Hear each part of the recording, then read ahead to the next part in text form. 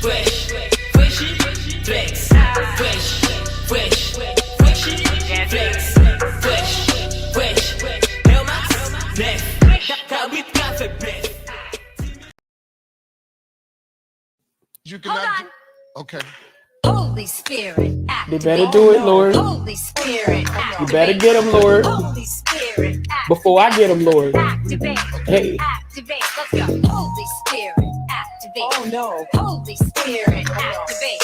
Okay. Holy Spirit, activate. Okay. Activate. Hey, hey, Let's go. they say I ain't saved cause I cuss a little bit. But you're the only judge that I need and that's it. They always in my business cause they say I backslid. They read the Holy Bible but they ain't applying it. So Holy Spirit activate. If you do it right now, that would be great. I ain't trying to smack this chick in the face. Don't you see me down here trying to change my ways. So Holy Spirit, you activate. better do it, Lord. Holy Spirit, You better get them, Lord. Holy Spirit, Before I get them, Lord. activate. Hey, hey, hey. You cannot. Okay.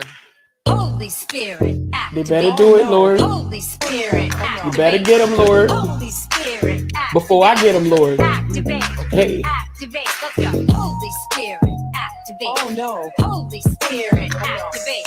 Okay. Holy Spirit, activate. Okay. Activate. Hey, hey, Activate. Let's go. they say I ain't saved cause I cuss a little bit. But you're the only judge that I need and that's it. They always in my business cause they say I backslid. They read the Holy Bible but they ain't applying it. So Holy Spirit activate. If you do it right now, that would be great. I ain't trying to smack this chick in the face. Don't you see me down here trying to change my ways. So Holy Spirit, you activate. better do it, Lord. Holy Spirit, You better get them, Lord. Holy Spirit, Before I get them, Lord. activate. Hey, hey, hey.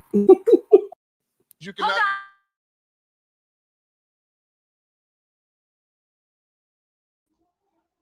I was coming, okay?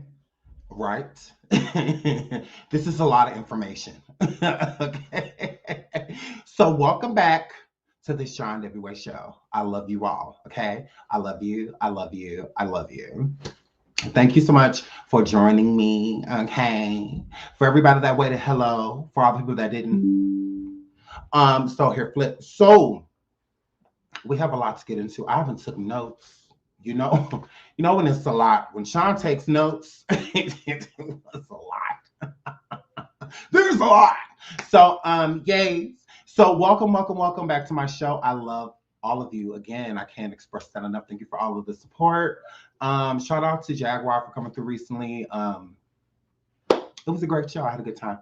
So moving right into the final chapter of Surviving R. Kelly on Lifetime. Now, we have discussed R. Kelly on our channel multiple times. It's nothing new. We talk about him when we want to. That's the amazing thing about us. We talk about everything. And we are going to talk about this, surviving R. Kelly. I think it's a lot of tea, a lot of information has been displayed throughout the documentary. Some stuff we knew, some stuff we didn't know, some stuff came out during the trial. So I just thought we're going to get into that. We're going to get into that. But what we really going to get into before we get into the final chapter, episode 1. So I'm just going to do episode 1 because I understand a lot of people haven't had a chance to see it. So I'm giving y'all a little bit more time. Hurry up. Because tomorrow we're going to do episode 2. So I'm going to need y'all to get with the program. get it together. Get it together. So now we're only going to do episode 1. So I'm not spoiling it for anybody that hasn't seen it. If you haven't seen episode 1, oh well.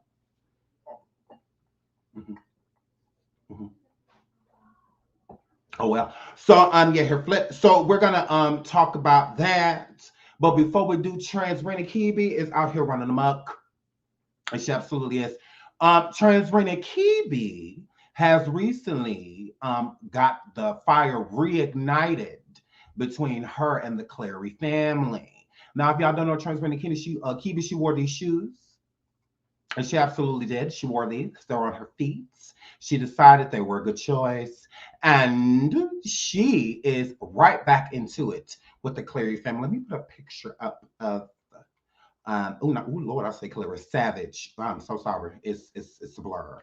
But because her and the from what I gather, her and the Clarice are okay. I wouldn't say that they're cool, but they're okay because Tasha has divulged a lot of information about Azriel. So I'm no different than Joycelyn Savage. So again, she's been into it with the Savages for quite some time, and the fight is reigniting. This is Timothy Savage, Tim Savage, Joycelyn Savage's father. Absolutely. If you don't know who Joycelyn is, I believe I have a picture of her too. Boom. There is Joycelyn, one of R. Kelly's last standing living girlfriends before he went to prison. Okay, this young lady, her father is Tim. Recently in the news, it's been displayed that Joycelyn may have had a child. It's rumored that the child is even by R. Kelly. How and he incarcerated, I don't know. I know they do conjugal visits. Allegedly, R. Kelly had proposed to Joycelyn quite some time ago. I think he proposed to Joycelyn and Azriel, and then Azriel decided to leave, so he was just engaged to Joycelyn. Absolutely, he good at marrying a chick to keep him out of court. You know, R. Kelly is known for marrying people so that he ain't got to testify against them in court. Okay, it's part of his past. He's done this. He's married certain people. Absolutely. To keep him from having to testify and them testifying against him. So allegedly, Joycelyn is the new. Okay, and allegedly she has had a baby as of recently, but her father came forward and stated, which again, this is Tim Savage. He came forward and stated that he don't know who that were. As far as he's concerned, his daughter has not had no child. He don't even know if his daughter is still alive. Shout out to Dr. Nikki. She said, Shine everywhere. She'll look at your teeth. Your smile has changed a lot. Hashtag gorgeous. Hasn't it, girl? It's the glow up for me. It's the glow up for me. It's epic. Thank you so much, sweetie. It's the glow up for me. Hi, Riri. So let's get into what has been going on as of recently. So as of recently, these feet have decided, yes, these feet have decided to get back in these streets, girl, and get in front of that microphone and do more line, because that's what she do. Gone, Transrita girl. So Transrita and these roach killers is back on the scene with the gangster lean. Absolutely hit your wine glass. And Timothy Savage is upset. He's in an uproar. Why he's in an uproar, you may ask me, because these feet has came forward and decided to say that Timothy's wife, Lord, that Timothy's wife has had SCX with R. Kelly. Oh my goodness. They said that R. Kelly slept with his alleged wife, fiance. He has slept with her mama. It's the same thing they said about her. Oh my God. Oh my God, they said her mama did too. Your mama did too. They said her mama slept with him allegedly too, that her mama slept with Sylvester Kelly. That's what they said, girl. They said that in them streets, in them good streets, girl, that her mama, Diane Harton, had allegedly slept with R. Kelly as well. Now they saying that about her mama. Now they saying that her mama did. And if you want to know who going around saying that Joycelyn's mama, Joycelyn Savage, has slept with R. Kelly, boom, these feet. You want to know who going around saying that this man's wife, Timothy Savage's wife, slept with R. Kelly? Yes. Brillo Pad herself. So her in these damn shoes.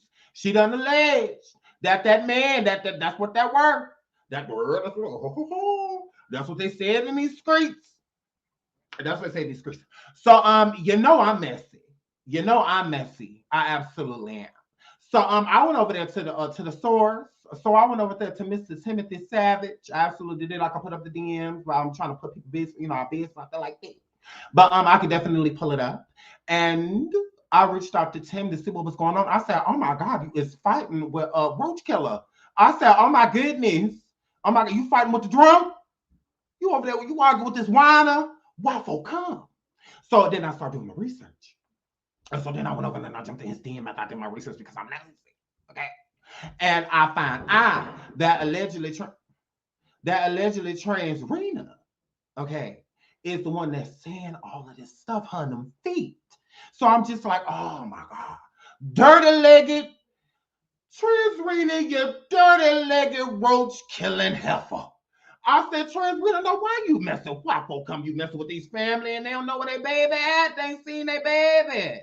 They ain't seen their baby. And you over here with these feet and these dirty legs over here talking about these people's family.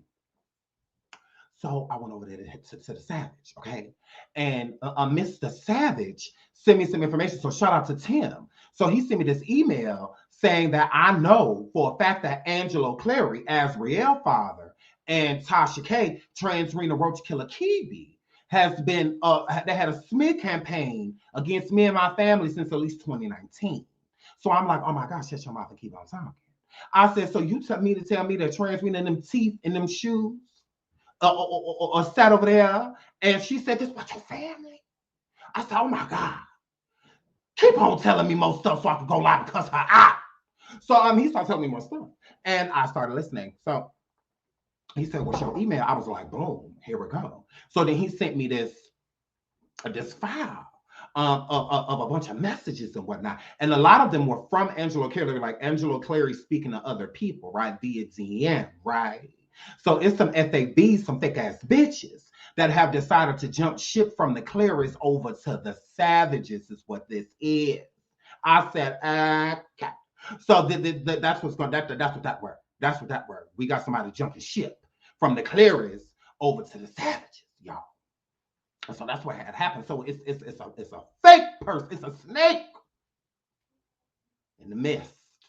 Okay, so I'm like, well, I don't know yet. I don't know if I can fully believe this snake. Now, you know, sometimes snake they slither with truth, and sometimes they slither with lies.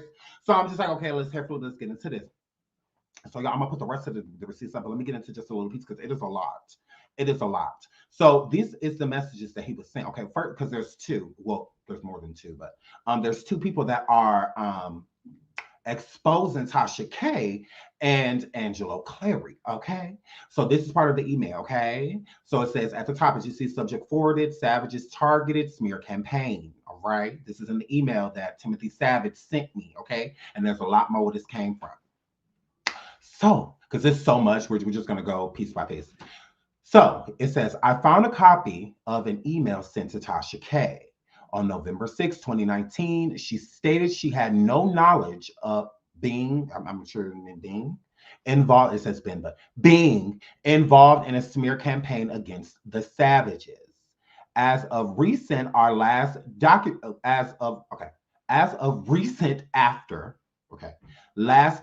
which is the final chapter, aired this week, she is continuing to put out false information.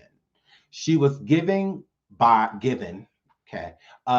Angelo Clary. Okay, so this information that trans Rena Kibi is coming forward with, talking about some Joycelyn, I hope I'm saying her name right, Joycelyn Savage, which is let me pull her picture back up. Boom.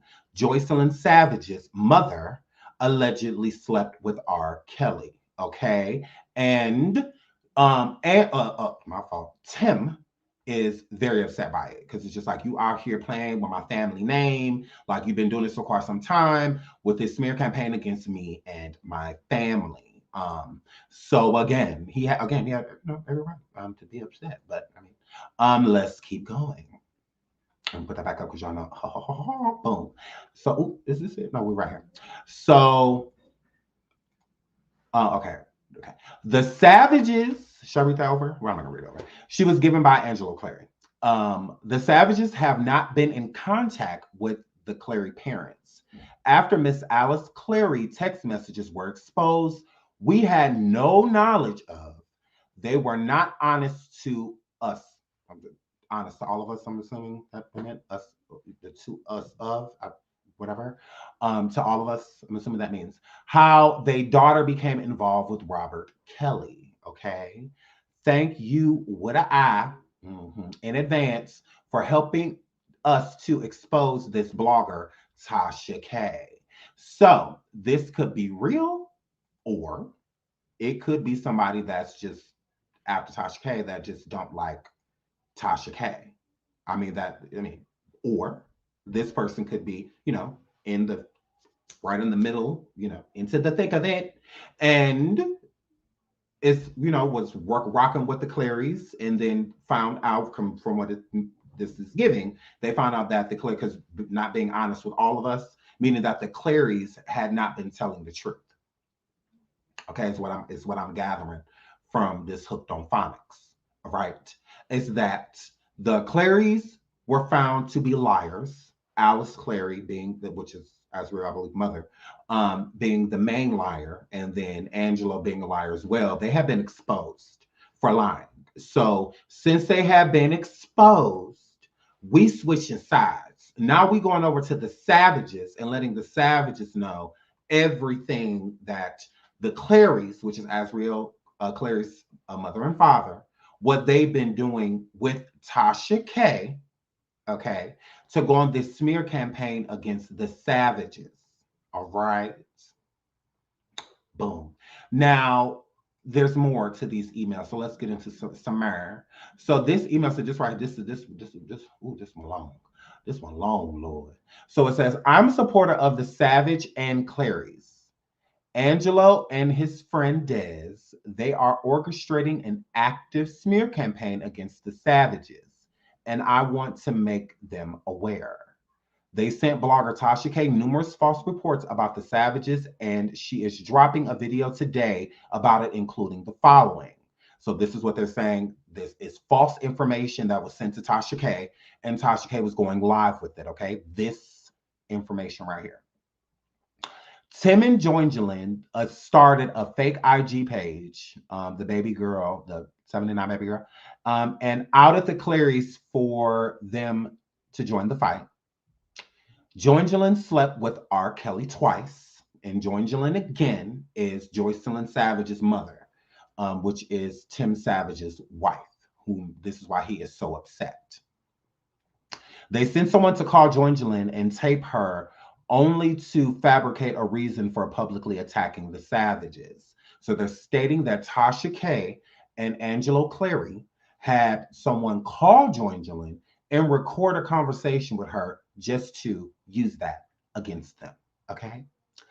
Also, the other goal is to get James Mason off because Angelo promised he would help him since Mr. Mason helped him with giving access and information to his daughter. I'm like, oh, this is a mess. The goal is to discredit the Savages so they can get a movie deal with Netflix, and the Clarys control the narrative. I challenge everything they said and refuse to get along with it. Go along with it. I asked for proof of what they were saying, and they kicked me out the private group. Okay, so this person was a part of this private group that was doing a smear campaign against the Savages, but they were hanging out with the Clarys. Okay, so this person requested proof, and I have group messages. So here's the thing, though, because here's the thing. Hold on, so I can get this out of my face. Here's the thing. I do have the group messages. So there is a group that Angelo Clary, which is Azriel Clary's father, was a part of. And in this group, there is a lot of information that they are giving one another, and even other YouTubers being named, that are kind of in cahoots with some of these things too, knowing that some of these things, I'm not even going to say some of these things. Angelo Clary, no different than Tim Savage, when people are hanging out, and whatnot, they say receipts show them. I have receipts. I do. I have receipts that there is a group chat that there is, and Angelo Clary, it is him. It's him in the chat. I mean, it's on IG. It's the same name, everything. His name has been the same. Hi, Javante. Hi, Javante, girl. Oh my God, I love you. Girl, I'm about to talk about you in like 10 minutes. Oh my God, I love you. Thank you for coming through. I hope you got my message. I've been so busy. I hope you got my message on IG. Oh my God, I love you. Shout out to Javante.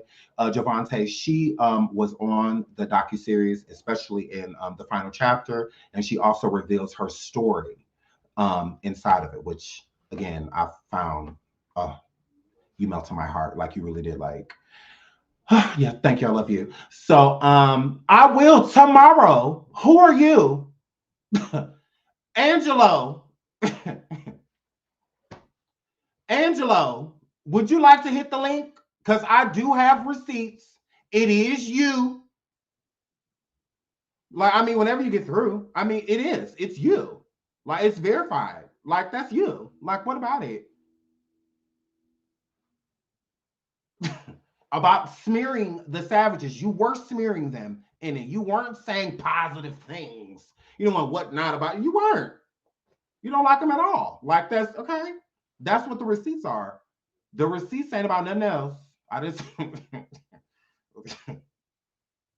so yeah, Angela, if you want to hit the link, let it be known. I'll drop it for you. I love you. Well, I love you so much. I love you so much. I love you. I love you. So yeah, so I mean, not because he tried it. Like, I do have receipts, and we are gonna show them tomorrow. So I ain't showing all that today because we got other stuff to get into. This is my show. This is my show. Period. This is my show. And Tim Savage himself will tell you that he sent me this information. Like, I have the emails, everything, like Friday. So yeah, I will be showing it tomorrow. So tune in. If you can't wait, oh well. Moderators, do not block that person. I want them here. I do. I don't want to silence them. I want them here. Don't block them. Don't do that. Leave them be. Because I definitely have receipts. So again, so with this information that with this chat, this group chat, and this person, this anonymous person that sends Tim Savage this information about Angelo Clary being a part of another group chat that is definitely, you know, not speaking of him, the Savages, and more so of Tim in the greatest light. It is kind of disrespectful. If you will. A lot of it is negative. Like, it's not like dragging or anything like that. No, it's just that you could tell like everything. Angelo is very narcissistic. Like, he very so much is. Like, it's kind of gross. So I'm there here flip. But in the messages, this person wants receipts on the things that Angelo is stating. And after this anonymous person requested receipts from Angelo, he blocked him. Absolutely. He blocked them. So after he blocked them, this is when they came, from what I'm gathering, and gave this information, took screenshots. Because once you get blocked and whatnot, because I'm assuming this person had already had these screenshots, and there was a lot of screenshots that they couldn't get to because they got blocked. So again, sometimes the messages are still there, but if a person blocks you and they delete, you know, because with some people that don't delete on your end, and I've noticed with other times they do, because I've had people that send me things and unsend me things, and it be gone on my side. Like, I can't see it. I just like whatever. So yeah. So let's finish this email. Boom. Nope. We're on this one. Oh, no, we're not. No, we're not. Sorry, we're right here. Sorry. Okay, so they sent someone to call Joangeline and tape her only to fabricate a reason for publicly attacking the Savages. Also, the other goal is to get James Mason off because Angelo promised he would help him since Mr. Mason helped him with giving access and information to his daughter.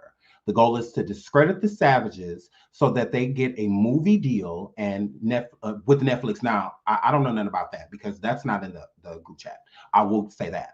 That's not in the group chat, but this is what this person is alluding. And it's not far-fetched because, I mean, look at Lifetime, Surviving R. Kelly. I mean, it is a possibility. You just never know. Clary's control the narrative with the Netflix deal, a movie deal, or whatever.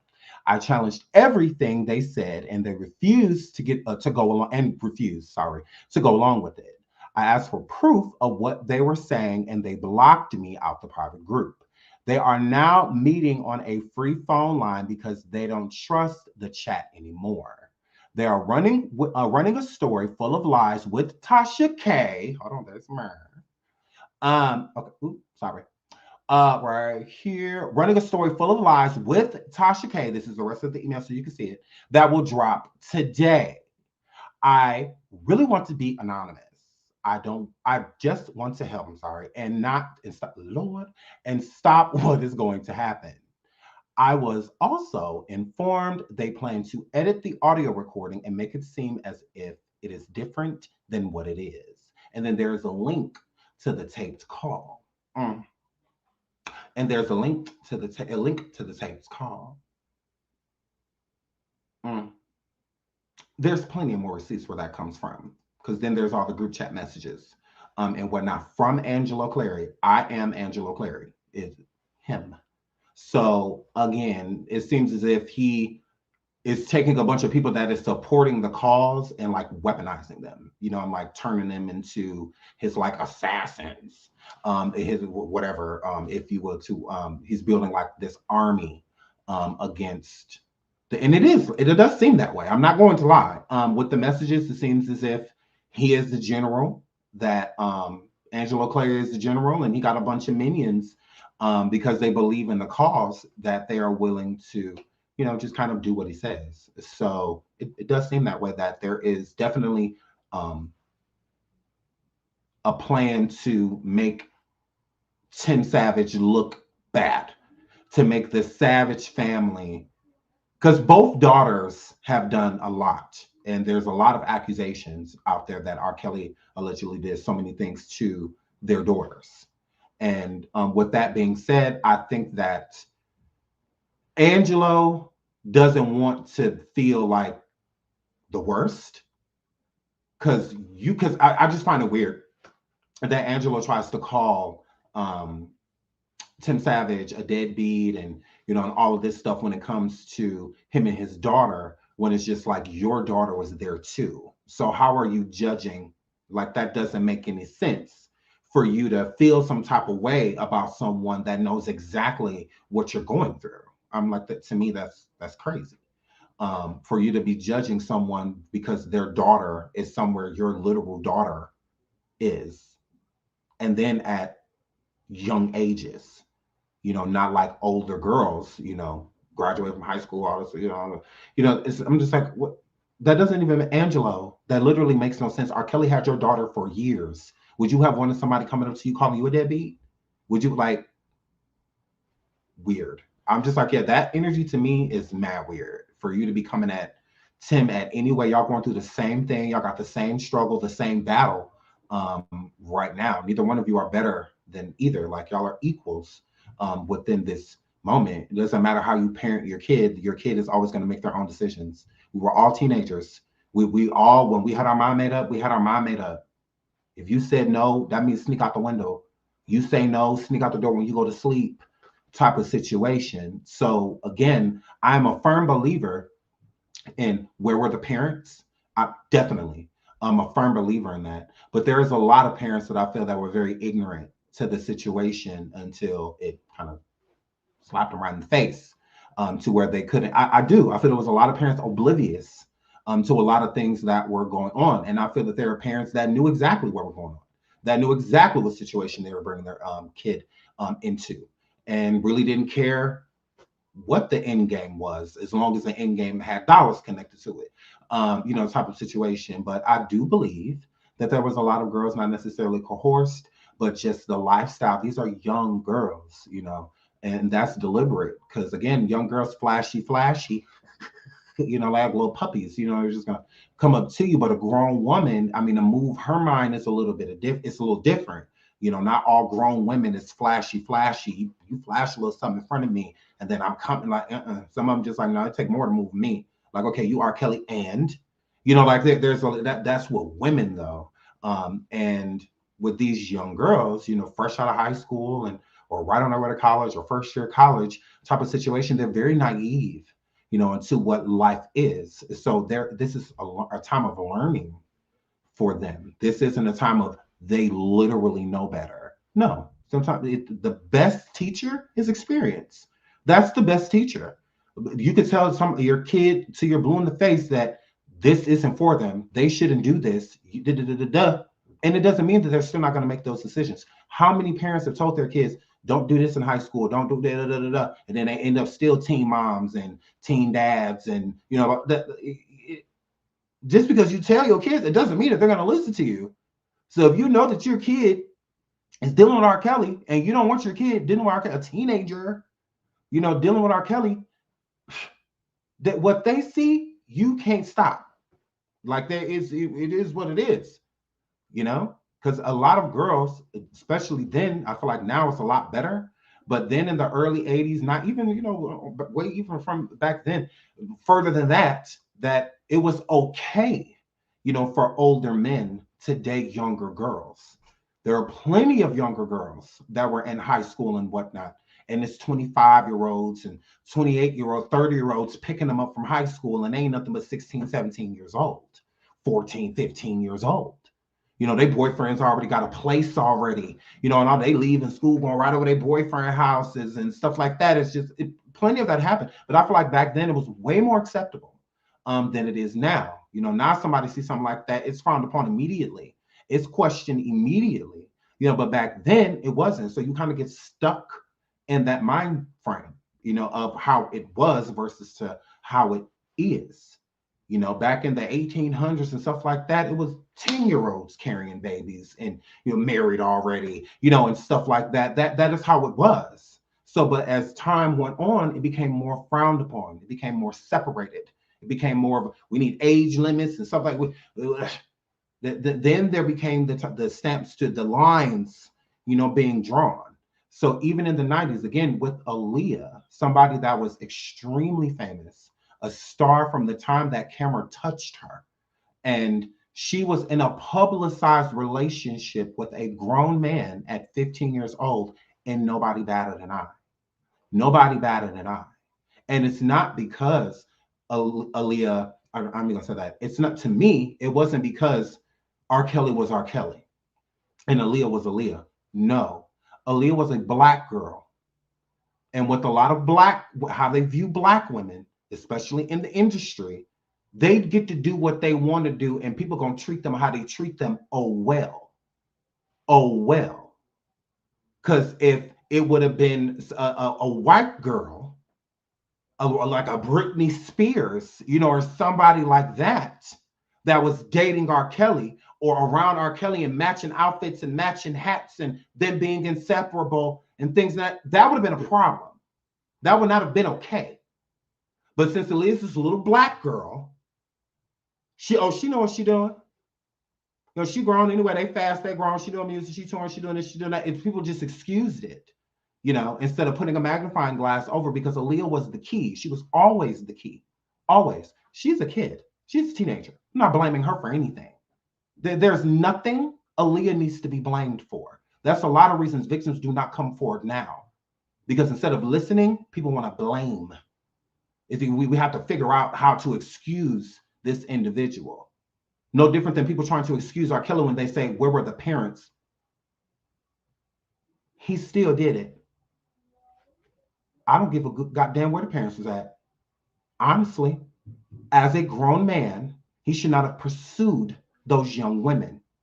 That's the beauty in what wise and all of those things mean. That we should be able to have discernment. I'm a YouTuber. There's plenty of people that like me. It could be a 14-year-old boy or a 15-year-old girl or something like that at home right now. Like, oh, I think Sean's so fine. I think Sean's so this. I think Sean's so that. That does not give me the right, if I ever met them, to take advantage of that. It doesn't give me the right to do that. Because I have this or I have that or I have a team or I have... No. It doesn't give me the right to do that. It don't matter. And I have been sexually assaulted. But it doesn't give me the right to go and do that too. I don't get excused because certain people did certain things to me. No. Hold me accountable. End of story. That's it. But people want to throw music, and it don't have anything to do with that. When R. Kelly's sister allegedly did what she did to him, he wasn't famous. None of... So none of that matters. What matters is the actions. What matters is the sickness and what he's going through his trauma. And there were too many people along the way that tried to help him, so he has no excuse. Just like there were enablers, there were stoppers. There were people that would stop him in his tracks and be like, yo, Robert, we got to get this together.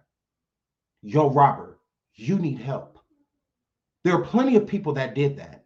So we got to stop making it seem like every single person around him was like, whoa. No. It was plenty of people that did not approve of what he was doing. Plenty. Okay? His sickness outweighed what was the right thing to do. So instead of doing the right thing, he kept feeding it and feeding it and feeding it and feeding it, and was enabled along the way. But regardless, he is at fault. Doesn't matter what happened to him when he came up. Very unfortunate. Very unfortunate. He could have bought the best therapist and psychiatrist on the planet. He chose not to. He didn't want to get better. He didn't want to do any of those things because you can. It's a process. It's a process. Some you work on every single day. He didn't want to do any of the hard work. He wanted to be R. Kelly. Consolation prize, prison. Karma don't skip no one. No one gets to avoid the inevitable. Just like we come, we go. Ain't nobody avoiding that. Happens to everyone. So it's the same thing with him. You don't get to go out here and put this type of energy and destroy lives and how you have in view because you did certain things for these people, these struggling people. Got to stop acting as if everybody was Aaliyah. No, Aaliyah had a rich uncle. Her godmother is Gladys Knight. Aaliyah had stardom placed in front of her. Placed in front of her. Nepotism is what Aaliyah had, but she was talented, extremely talented. A talent, a timeless talent is what Aaliyah was. But it was sat in front of her.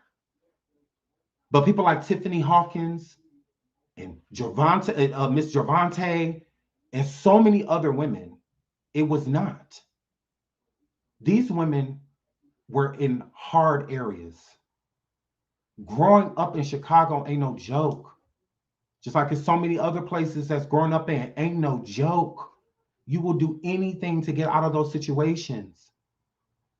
It ain't easy being growing up in the projects, and what that stuff is hard. So you find an outlet with your talent. And so this man, this superstar, megastar, someone you never thought you would meet, let alone talk to, tells you, I'm going to put you on the road to your dream. And you know that this man can make this possible. With his caliber, who he is, I'm going to believe every word that comes out of his mouth. Now imagine being a naive 14 or 15-year-old when this is happening. When you think back to home, there's nothing there. I mean, my family there went out. We all sleeping on top of each other with the hand-me-downs, and it's barely enough for us to eat at times. You know, sometimes my mom or whoever's raising me, you know, they go without so we can, you know, to think all that, to be over to where he is, and it's this palace in front of you. Any food you think of the food, and it's sitting in front of you. You at the mall buying clothes, getting clothes bought for you, throwing it in a bag. You 14, 15 years old. This is the life. You get to drink, you get to smoke, you get to chill. You meeting all these crazy celebrities walking past you, the princes, the Gagas, the this, the that. I mean, just so whoever. The Pox, the Biggies at that time in the 90s. I mean, then on top of that, he working with one of the biggest stars in the country, Aaliyah. He got one of the biggest stars he's one of the biggest stars, and then the female biggest star in the country is her. King and queen. And he telling you that I can make you her. You see what you see Aaliyah? You that's what you're trying to do? I can make that happen.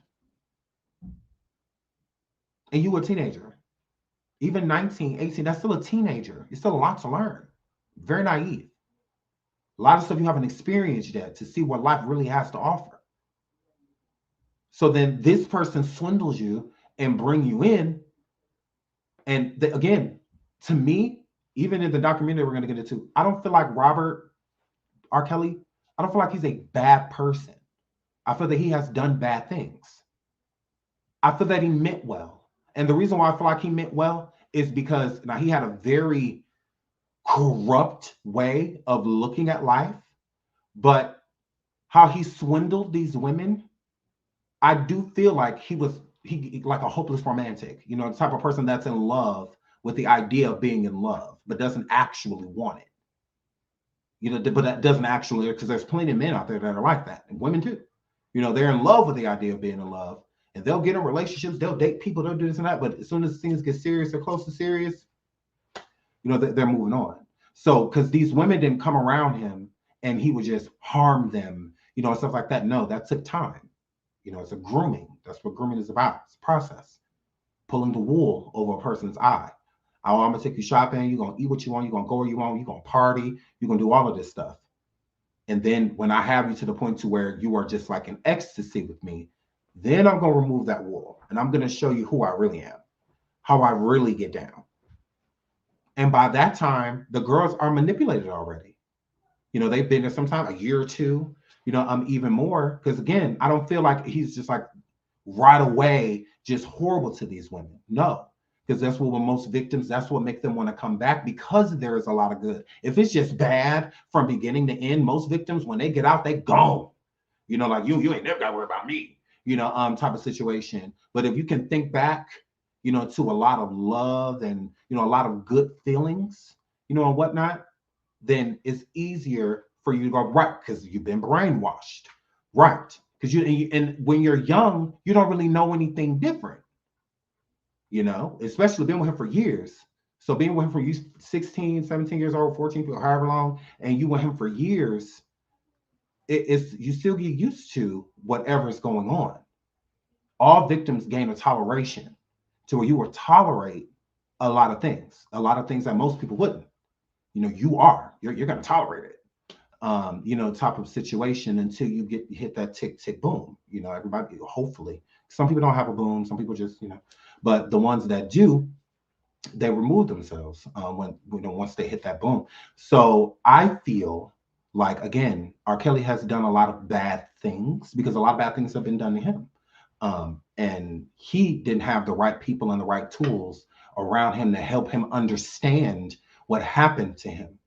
So instead of running from it, I feel like R. Kelly's a prime example of the person that becomes it, you know, is how I feel.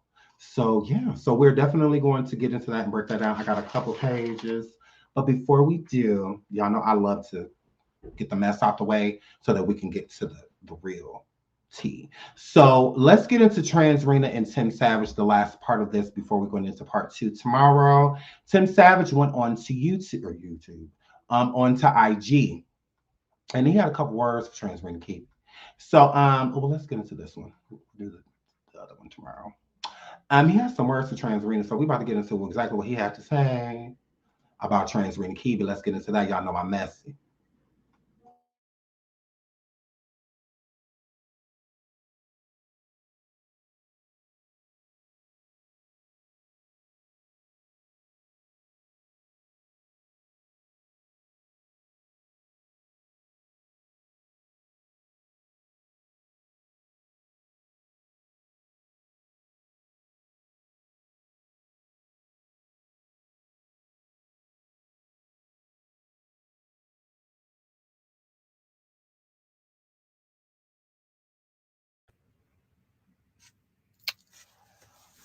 Oh, so sorry, he wasn't really talking about nothing yet. Okay, I heard. Okay, all right. People on okay, y'all can hear now. He won't really say nothing yet. He won't really say nothing. Yeah, I ain't missed nothing. And then we can talk about what I'm about to say.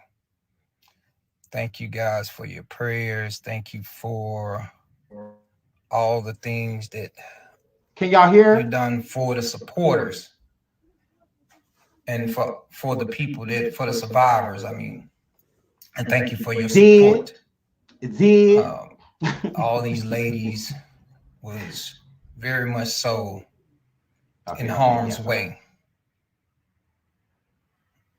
You know, I'm gonna say some things, and you know, I got to be. I've always been much truthful, but some things you don't put out in the public because they don't need to be put out in the public. Certain things you can't say because they don't need to be said at a certain time. With guys, today is today. Excuse my hair, it's raining, my hair all freezed up. I don't know what's going on. It's raining out here in Georgia, if y'all didn't know. So I'm thankful for y'all being on here. Like I said, I'm waiting for a couple more people to come in before I say what I got to say. And that is not nice, Sharita. And y'all talk about something exactly. Ooh, y'all is mean. Ooh, y'all is mean. No, look. Okay. He can't control how his daughter feels. Okay. We don't know exactly how she feels. You know, just because she's not going back there, it could be a lot of reasons. She could be embarrassed. She could be just, I mean, who knows? I mean, how she treated her family and how she sided with R. Kelly over her family. She could feel all type of things. I mean, who knows? We don't know exactly why she does. I mean, because R. Kelly isn't keeping her away. I mean, I don't feel that way. He's in prison. I mean, he doesn't have much power. So again, if she wanted to go back around, I feel like she would. But I don't. We don't know exactly why. It could be because she does feel some type of ill will towards her father and her family, or it could be, you know, she's just embarrassed or ashamed. Who knows? Maybe she feels like it'll never be the same after doing what she did. So yeah, I mean, we don't know exactly why. then I'm gonna give the business. So, like I said, the documentary was where it's supposed to be, was gonna be. So, first of all, has George started school? Yeah, she has. She's something special. That's my little baby girl. Love her to death. First of all, I want to thank you guys for coming on. And some things got to be said at a certain time, and it's time to say certain things right now. So, this is what I want. You have my Instagram page, right? Of course, you guys are on there, so I just want you to know this is what I want. I have an email that I want you to email. So you bloggers, and I need at least 50 bloggers, because this is going to be some hot stuff. I need 50 bloggers to email me their personal email, and it's got to be well, it ain't got to be bloggers, but I want bloggers. It's Timothy T Savage at gmail.com. That email again is Timothy. Was it really her though? Because I mean, she was under R. Kelly's like. Yes, I emailed him, Diaz Morel, the girl, and he sent me some tea. He did. He sent me some tea. He told me to. He said 50. I was like, "Ooh, let me hurry up and jump in front of this." Girl, I hurried up. Yeah, yesterday. He sent me all this tea yesterday. Mm-hmm.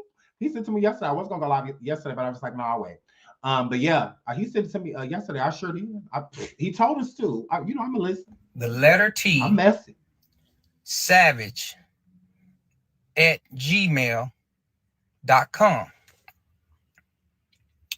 Now, the reason why I'm getting out that email, I need 50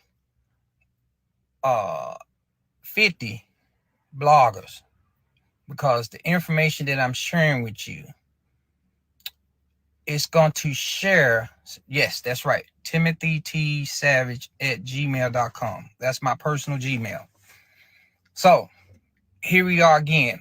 And the reason why I'm sharing that, because back in 2019, if you recall, Tasha K called me and Jonjolin and said she had some important information she wanted to share with me about my daughter. Well, when she said that, I said, send me the address. So we went to Tasha K's house. I sent Tasha K an email. And I told Tasha K, when I sit there and I said, listen, the Clarys are trying to set me up. I've got someone from the inside of Team Truth sent me an email. And praise God that none of the Team Truth members didn't know at the time what Angelo was doing. And so I sent it to Tasha K to prove to her what was being said, what was being done, all that, right?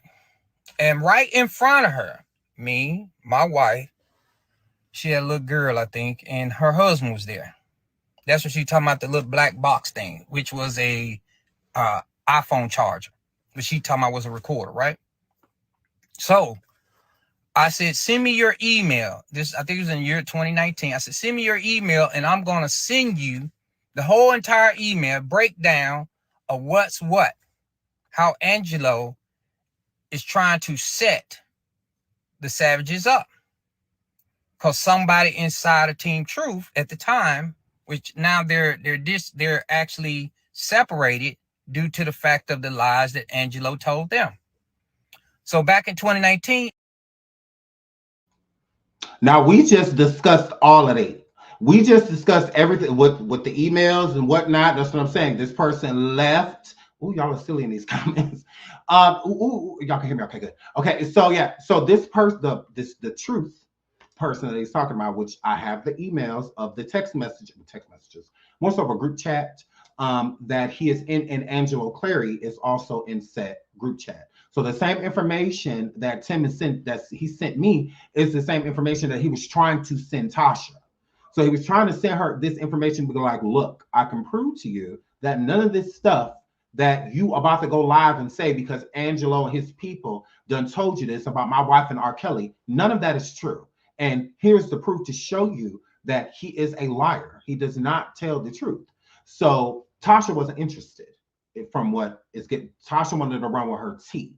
And so, because she called these people, that's how, you know, transgender girl, you in these feet. Girl, you are evil. You are evil, girl. So so her and these feet, just like, you know, I'm Tasha K. Okay. Tim Savage, sit down. Okay. I'm Tasha K. Okay, I wore these shoes. Okay, I take fashion risk. Okay. Sit down and hit that wine glass that I poured for you. Okay. You too, Jonjolin. Okay, you slept with R. Kelly. Okay. Jonjolin, you slept with them. Okay, Jonjolin? I don't know if you know that, but I do. Okay. It happened twice. Okay. Are you gonna hit your wine glass? That's why I poured it.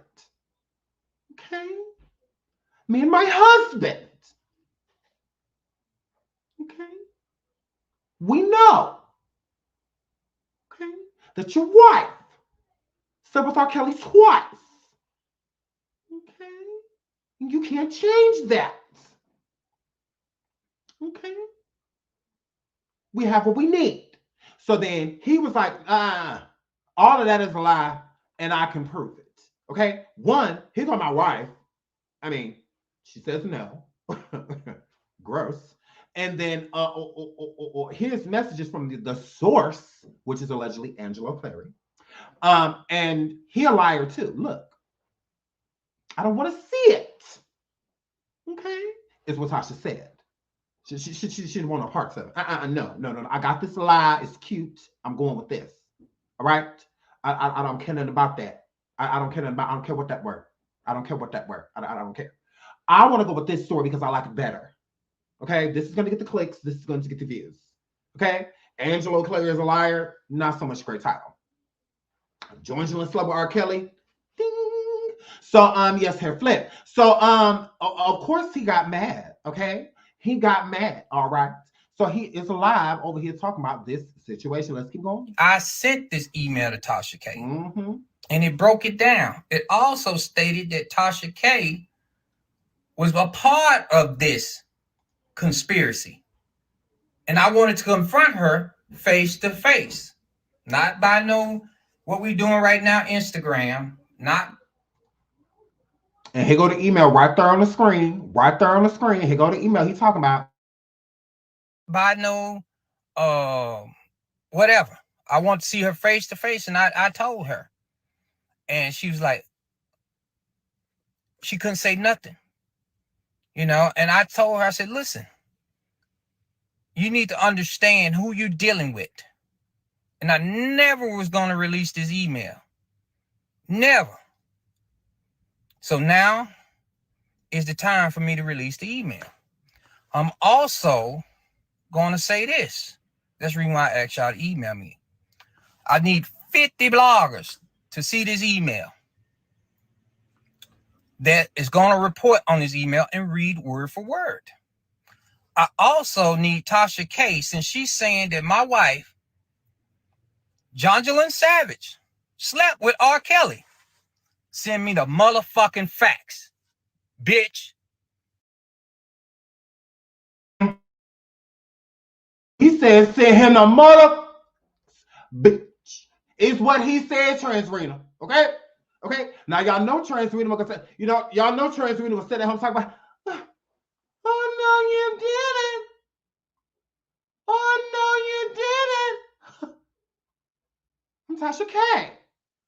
Oh, no, you didn't. Y'all know she sat there over there in them Payless shoes. Y'all, over there in them roach killers. Oh, no, you fucking didn't. Tim Savage. Oh, no, you didn't. Okay?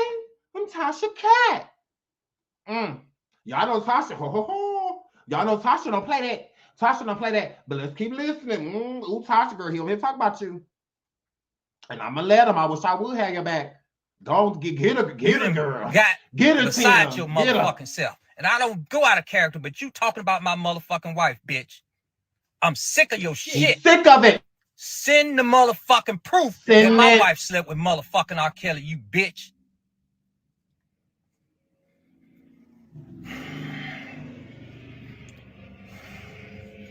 I'm tired of the dumb shit, bro. Tired of this shit, bro. Stop that motherfucking dumb shit. Bitch, I want to see you face to face in a meeting, and let's handle it professionally. In a meeting, face to face, live. And that's want you to spill the motherfucking tea.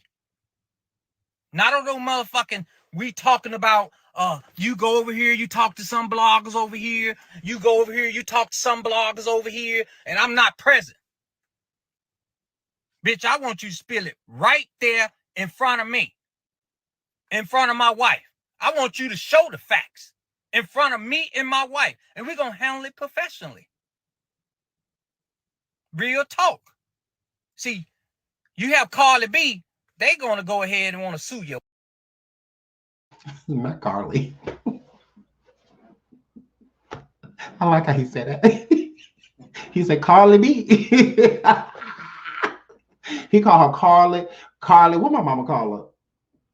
I don't know, but it's not Cardi. I mean, like, mom doesn't know her name. But yes, her flip. So yes, now who is Carly B? Let him slide. Y'all know who Carly B is. I can't stand black people. I cannot stand. Y'all correct everything. Y'all, who is Carly B? Who you know who he's talking about? Y'all like the man said Gornarly B. Then it's like, oh, who's that? Who is that? He said Carly B. It's all right. It's cute. He got a little accent. Now y'all tried it. He could say Carly B. I can't with y'all. It's 76 Carly B's in the chat. My chat don't play. And my people don't play. Big Gates, he said he want the receipts, Tasha, trans reader girl, you and them feet. He said he want the receipts, girl, that his wife slept with Sylvester Kelly. All right?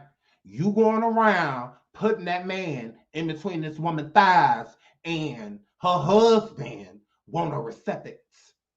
Okay? Not them coupons that you be going live with on your show, Unwind with Tasha Live. Good. He want the receipts that R. Kelly was on top of his wife. Okay? He want proof of seems like you're ready, girl, like you're ready. He want proof of that. All right? Girl. He said he's sick of you. Girl. He's sick of you. Me too. Me too. Girl, we're sick of you, girl, collectively. So yeah, let's keep going. We're almost done. We almost done. They want to go ahead and take you to court. No, bitch. I want to talk you straight up, face to face. You can have your husband there. You can have whoever you want to have there, security there, whatever. We gonna handle this like professionals. But at the end of the day, I'm tired of your shit. I'm tired of your shit. I'm tired of you lying. I'm tired of you doing this here. I'm tired of the dumb shit. We need to handle this shit. Real talk. We need to handle this shit. Tasha, he said he's sick of your nigga looking ass running around here talking about him, girl. He said he's tired of you and all of this testosterone. Yeah, that's testosterone have estrogen. Now he said he's tired of you running around with this testosterone and that fade talking about him, trying to finger wave the situation.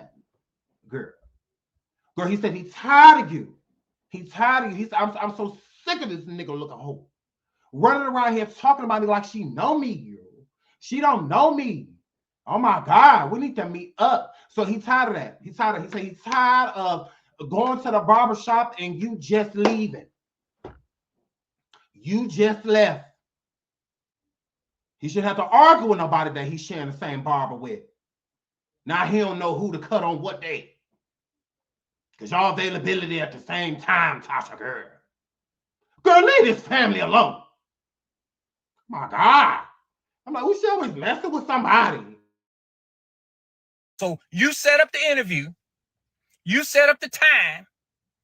And we going to meet face to face. Me, you, your husband can be there. Anybody you want to be there. We can all be there. Sit at the round table. We finna handle this shit today. He said we finna handle this, girl. He said, your butt is mine. Tasha, girl. He said, your butt is mine. Girl, he's tired of you. Girl. It's hard for him not to have this type of energy because y'all look alike. He upset. Girl, he says you got a big back. Girl, he's tired of you, girl. Girl, no, because the Savage family is sick of her. They is sick of her. No, don't go on Instagram talking about all this and go behind your YouTube page. All this. When you start talking to me in the past, you only had maybe 80,000 subscribers. Now you at 1 million. Bitch, I built your page. And now we're going to have to figure out who all built Tasha page. Tasha, girl, it's a lot of people taking credit for you, girl. So white folk come everybody take credit by the page. I'm just like, oh my goodness. Like, but Tasha, girl, he said he built you, girl. He said you measly. Because I thought it was Carly. I thought it was Carly B. That built you to 1 million, girl. But apparently, he said he built you, girl. Tasha, somebody here that feeds you. Girl, you got mad at Stormisha for doing that, girl. Girl, you got mad at him for doing that, girl. Hold on, let's find your ex-protege. Girl, You got mad at Safari Monroe for biting the hand that feed him, girl. Oh my goodness. Girl, he said he built you. Nah. He said the building he done built done turned on him, Lord. So let's keep listening. So you gonna sit there and try to, man, please. Y'all go back and look at the stats. And I never talked bad about Tasha K. I never came out like this. But enough is enough. You sit there and run your mouth about my wife and said my wife slept with R. Kelly. You got me fucked up. And that's real talk. Real fucked up. Tasha, girl, he said you got him these joggers, girl. Girl, you got him effed up like these joggers, girl. He said you got him these shoes effed up, girl. That is what he said, girl. I'm not, oh, Tasha, girl. Ho, ho, ho. He's sick of you and your shit. You gonna say my wife slept about R. Kelly? You got me fucked up. And my wife will be in the meeting. I will be there. And Tasha K gonna be there. And whoever she wants to be there. Because at the end of the day, this shit need to get out. That's real talk. Real talk. Somebody need to expose your ass for who you are. And it ain't gonna be on you on your channel, I'm on my channel. You trying to drop receipts, fake ass receipts. Bitch, let's do it straight up, face to face, in a motherfucking room live. Not no, we gonna record this and we gonna send this over and we gonna do this and then I'm gonna go live. No. We're not doing that. We're not doing that. What we gonna do, we gonna have a live right there, and I want to see the receipts when my wife slept with fucking R. Kelly. I'm tired of your dumb shit. I am tired. My attorney's on here right now. Yeah, I know it. He could be there with me because he know my wife ain't never slept no R. Kelly. He been trying to keep me calm and cool. My publishers were trying to keep me calm and cool. I'm tired of this shit, bro. You attacking my family, and I'm sick of your shit. I'm sick of it, bro. It's time out for this dumb shit. Ain't about, no, you can't sue no bitch like that because she already broke. You feel me? My attorney already said that. Why you gonna sue somebody that's broke? Fuck her, ain't? Now, she did take these shoes out the garbage. She did take these shoes out the garbage. I got the proof. The proof is on my channel. She did take these shoes out the garbage. She threw these shoes away, y'all, and she took them out the garbage. So I have no idea if Tasha is over there broke, but when you saw digging in the garbage, I don't know. Bro, no, I'm gonna embarrass this bitch. We need to sit down face to face, one-on-one. Show the receipts that where my wife sold where we sold our child, first of all. Second of all, show the receipts where my wife had sex with R. Kelly. Show the receipts, Tasha K. I'm sick of your shit. Show it. Let's get down one-on-one. My attorney can be there, matter of fact. I can be there. Jocelyn can be there. And your husband can be there. And your attorney can be there. We can all be there and sit down and show the facts. So we can put an end to this dumb shit. I'm sick of your dumb shit, bro. You know damn well what happened. The Clarys are a clown. And you're a clown. I'm sick of this shit. I'm not going to talk on another man because he hasn't said anything about me. But you have. And I'm sick of your stuff, bro. We got to sit down and iron this shit out. I ain't talking about going to no court. I ain't talking about going nowhere else but on a live show on your show. Matter of fact, I want to do it live, and I want some other bloggers to do it live. Want to be there so they can blog, so it won't be no, well, you editing this. I'm going to change this. I'm going to do that. No, I don't want none of that. What I want is you to be one-on-one with me, my wife, and everybody else, and let's get this shit popping. Real talk. I don't want none of this bullshit no more. That clown shit. I'm not with that, bro. Let's sit it down and get it popping, Tasha K. Real talk. You sit there and run your mouth. You go on other people's page saying my wife slept with R. Kelly. You got me fucked up. And you got her fucked up. I've been holding back, but now, we not doing that no more. We gonna sit down face to face and we gonna handle this shit. All that shit talking about, you flirt with Cat. Yeah, I flirted with the bitch. So what? I try to get something out of her so I can see what my daughter at. So what else that you got to talk about? Get the fuck out of here. I told you, you don't want to fuck with me, bro. You don't. I'm not motherfucking Carly B. I'm not that one.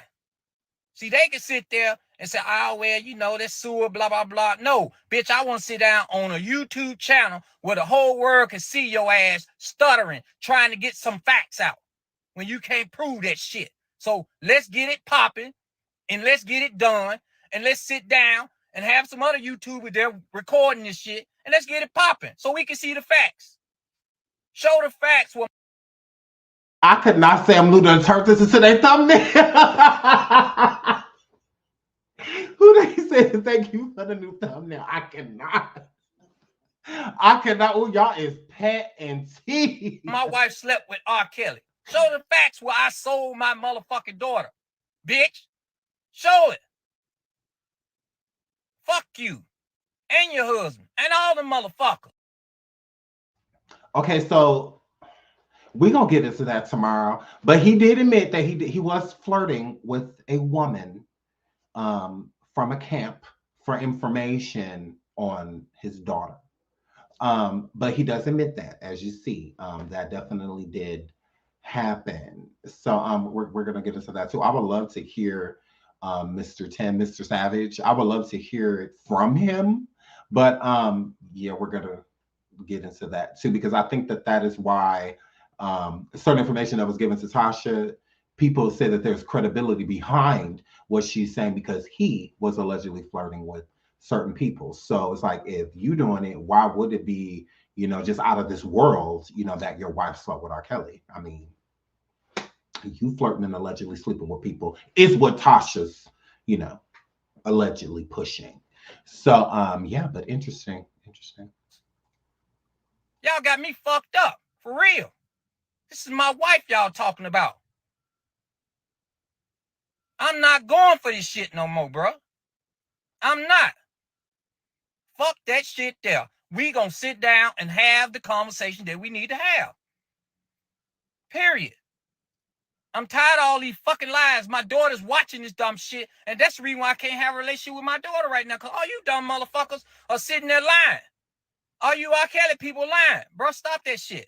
That's stupid. Y'all doing the most. You sitting there lying about my wife, saying my wife slept with R. Kelly. Did you look at and see if they said my wife had any type of relationship with R. Kelly on Surviving R. Kelly last night? Wasn't my wife. So stop the lying, bro. Show the proof where my wife. I want facts, proof. Where my wife slept with R. Kelly. Show the facts, motherfucker.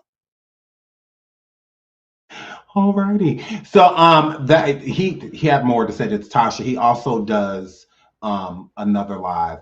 I do think that he's angry. I do. And I think he's angry because, again, if you have somebody that is, it's like, I'm gonna say it like this, is the energy that I'm getting from it.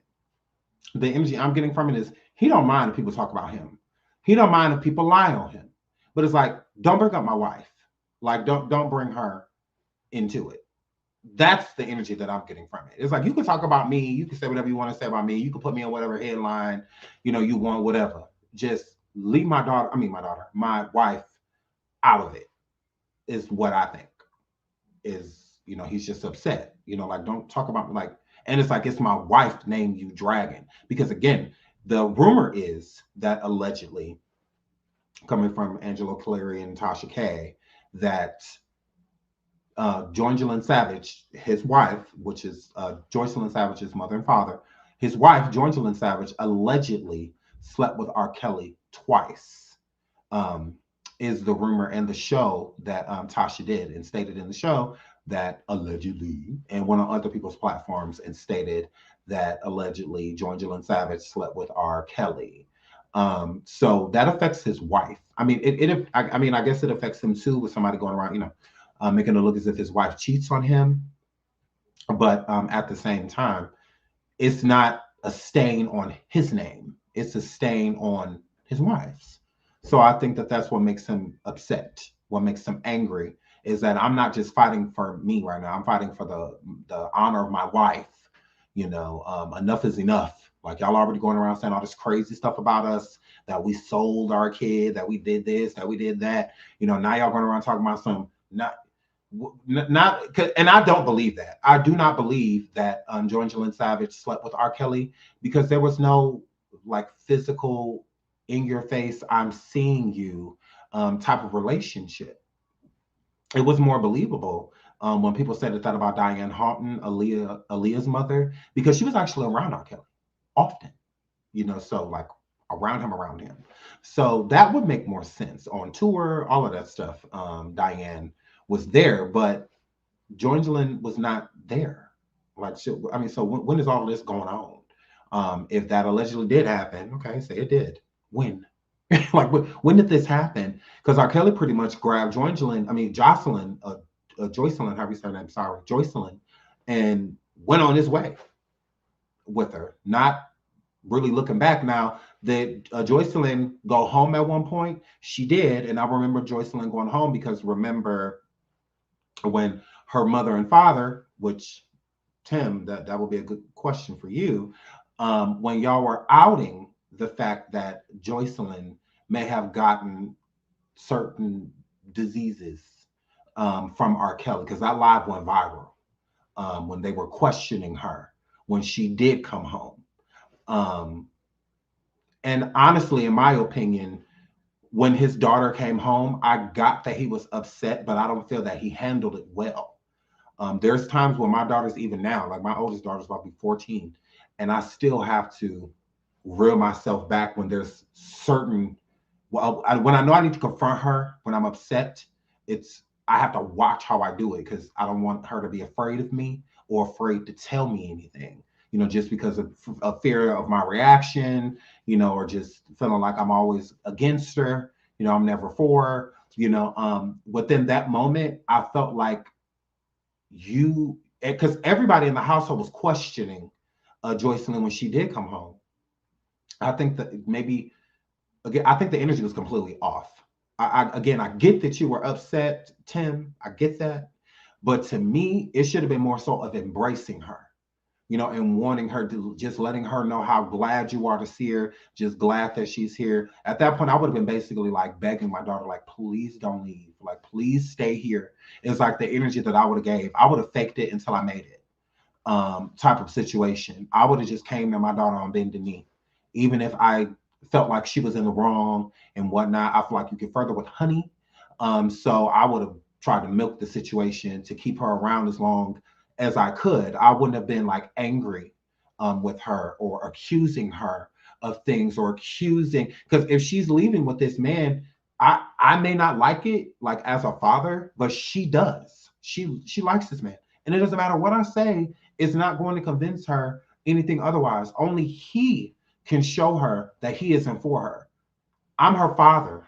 Of course, she's going to overlook really pretty much anything that I'm saying, because I'm not saying what she wants to hear. He does, which would have been R. Kelly. R. Kelly telling Joycelyn everything she wants to hear. He's doing all of those things. You aren't, so that's what I'm saying. Like, I feel like he may have made himself more of the enemy when he came back to Joycelyn. And I think when Joycelyn came back to visit, and I think that that's a big reason, and why I say that she could just feel ashamed, or, just not feeling like she already know what's going to be said and what's going to be done, and the energy that's going to be around her. Maybe she doesn't feel like she's going to be accepted with open arms. Because when she came back last time, even if y'all hugged her when she got there, how y'all were bombarding her and questioning her and just telling her what's going on because of certain phone conversations that you had with her, it did seem, Tim, as if because it wasn't helpful. Because when he was stating things about her allegedly having certain diseases and stuff like that, and having threesomes and menage, all of that stuff with R. Kelly and other women that were there, and questioning her, stating that she was sleeping with other women and stuff like that, none of that was necessary. I don't feel like that was necessary. I feel like he should just kind of just accepted her.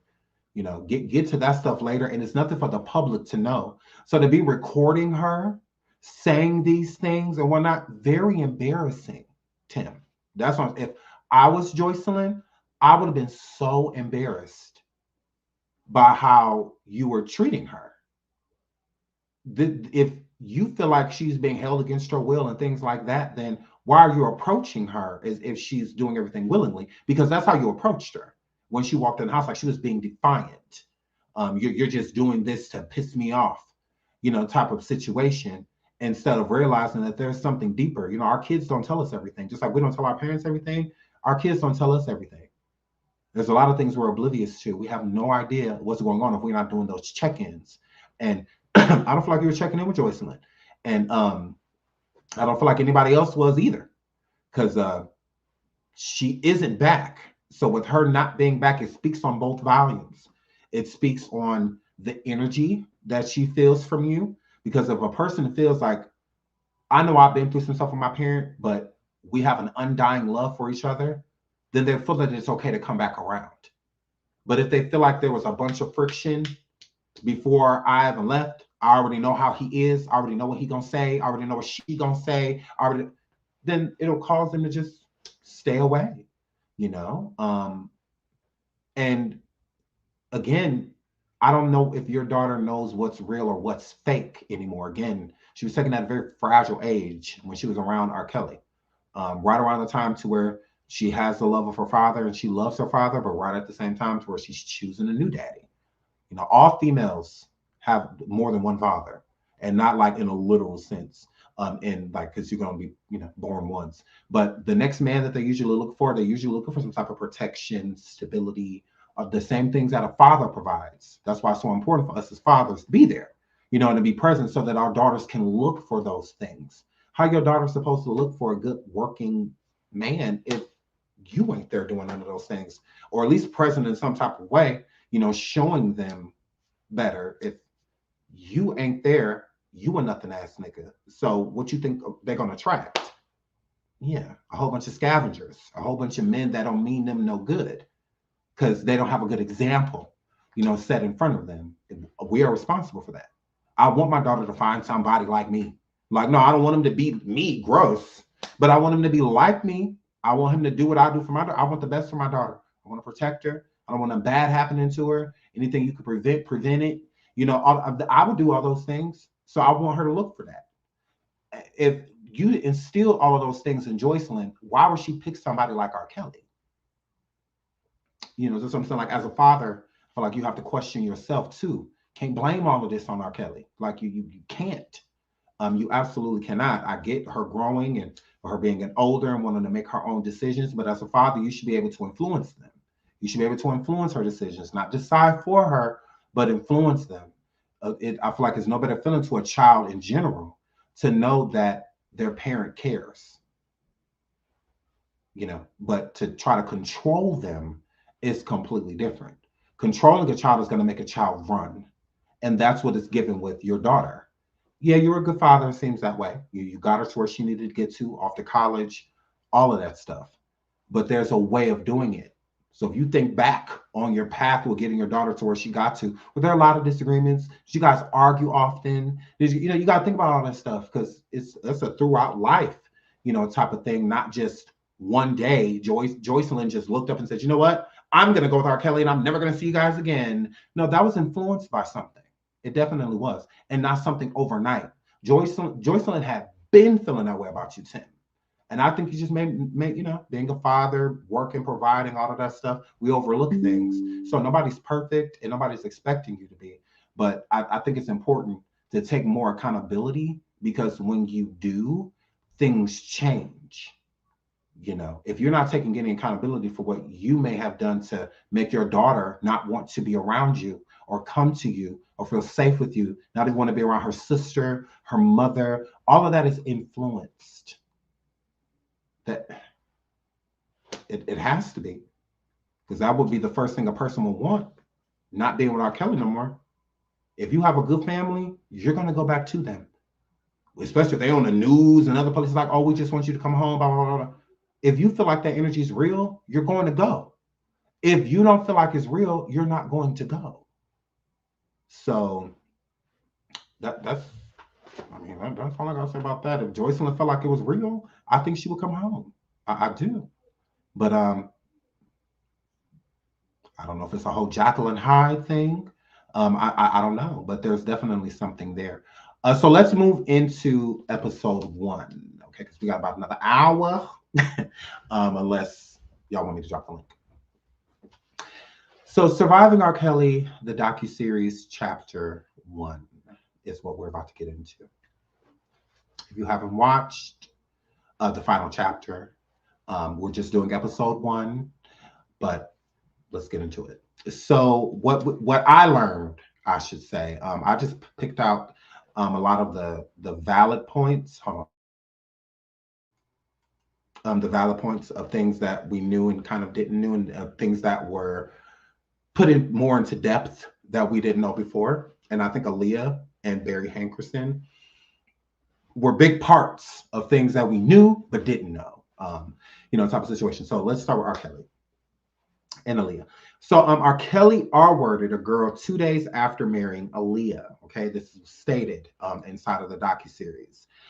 So allegedly, right after, and I believe it was in August, that Aaliyah and R. Kelly got married. 2 days later, this victim comes forward and states that allegedly R. Kelly R-worded her in the process of that. Aaliyah married R. Kelly for legal purposes, not because she was pregnant. Now, even still in the documentary, it was stated that Aaliyah may have been pregnant. I do not believe that Aaliyah was pregnant. I don't. Just in my opinion, I do not believe that Aaliyah was pregnant. I believe that, which I'm going to put a picture of her on the screen. I do not believe that she was pregnant by R. Kelly. I think that, I'm going to just keep it real. I think the reason that Aaliyah and R. Kelly got married is because Aaliyah would be believed. Aaliyah would be believed. And when I say that Aaliyah would be believed, all of these other women, because there are other women that have come forward and stated certain things about R. Kelly, certain allegations, especially back in the 90s, early 90s, mid 90s, and none of them were taken seriously. So with Aaliyah having as much power and being a superstar, and whatnot, if Aaliyah would have came forward and said R. Kelly did, everyone would have believed her immediately. I do not feel like Aaliyah would have been questioned. I feel like a lot of, because R. Kelly, it's really like super height of fame. But I do believe that would have ruined everything if Aaliyah would have came forward and stated that R. Kelly did something to her, or that they were in a relationship at all. Because again, she was a minor. She's only 15 years old. So yeah, I believe that R. Kelly married her because certain people found out about their relationship. And I believe that around the time R. Kelly married her is when Diane and Aaliyah's father found out about R. Kelly being sexual with Aaliyah, them being in a relationship, dating, behind the scenes type of situation. So since that information came out that the family knew, or someone in the family knew, R. Kelly decided to marry her. That's why I believe when the family found the father, Aaliyah's father, found out that Aaliyah and R. Kelly were married, that he had the marriage annulled. So again, I believe R. Kelly found out, or R. Kelly married Aaliyah because her mother and father found out about what was going on. So to protect himself, so that if Aaliyah came forward, because at that time there was no NDA, there was none of that. There was no agreement, there was no contract, there was none of that stuff when he married her. And I believe that's why he did it. He married her because she wouldn't have been able to testify against him. But this lets me know that God rest Aaliyah's soul, God rest Aaliyah's father's soul, but they knew. They knew. They knew. That's the problem here, because they need to be held accountable as well. Like, we can't hold everybody accountable but them. Like, it literally makes all the sense in the world. You're weird.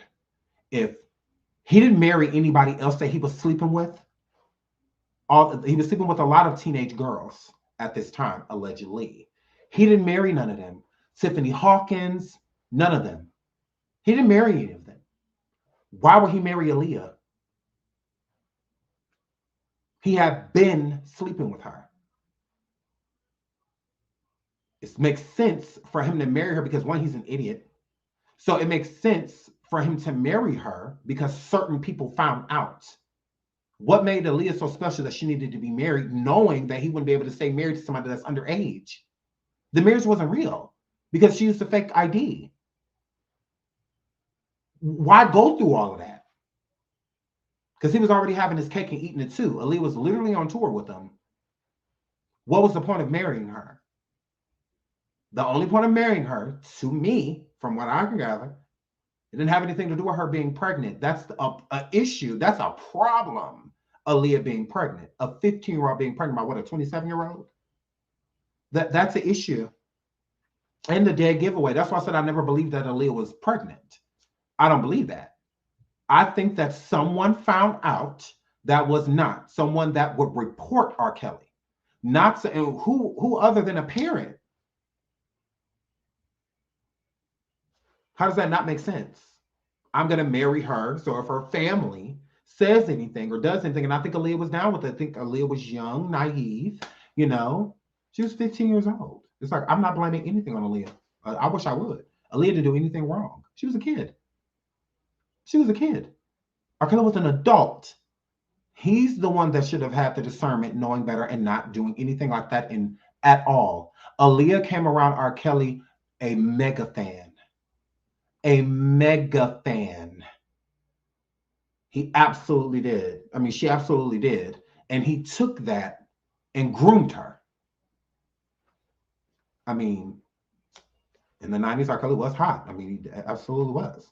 So, I mean, it's unfortunate, but again, there would be no reason for him to marry her. For what? She's 15. What are you marrying her for? The wrong person found out. So with the wrong person finding out that Aaliyah and R. Kelly were dealing with each other, which I believe that it was Aaliyah's father. I believe her mom found out first and told her father. And again, this alleged NDA, which let me get to the NDA. Oh, let me get to what's the NDA? Okay, right here. So Aaliyah's father wouldn't press charges. This is the alleged agreement from and this is a Jim Pratt's childhood friend and R. Kelly's former security. He said this on The Surviving. He said that allegedly, when the wedding was annulled, Aaliyah's dad ended the marriage. He had the marriage annulled. After Aaliyah's father stated that he would not press charges if R. Kelly stayed away from Aaliyah and to sell his first 3 album rights to the family, to the Houghton family. And this is the NDA, the first NDA that R. Kelly made. So R. Kelly could not, in the agreement, in the NDA, R. Kelly could not be pursued by the family or press any charges against him or come after him later on in life with a lawsuit for any abuse that he may have caused Aaliyah. Okay. The NDA says R. Kelly paid the Houghton family $100, but the rumor is that it was actually $3 million. I do not believe that it was $3 million.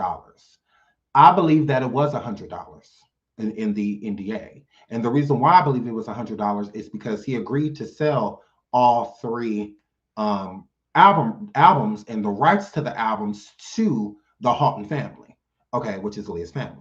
So why would he, because again, they would be buying it from him. So he has to sell it to them. Why, if he did all of this stuff to Aaliyah and whatnot, and this is the agreement, why would they pay him millions of dollars for his rights? Again, this was in the 90s, so this was fresh, you know, when he was just really booming, type of situation. So I believe that it was for $100. I believe he sold his first 3 albums and the rights to his first 3 albums to the Houghton family for $100. That makes complete sense because it's worth way more. Especially then. It was worth way more. So why would they pay millions of dollars for something? Because they didn't want money just for a little bit. They didn't want a one-time payment. They wanted to be good.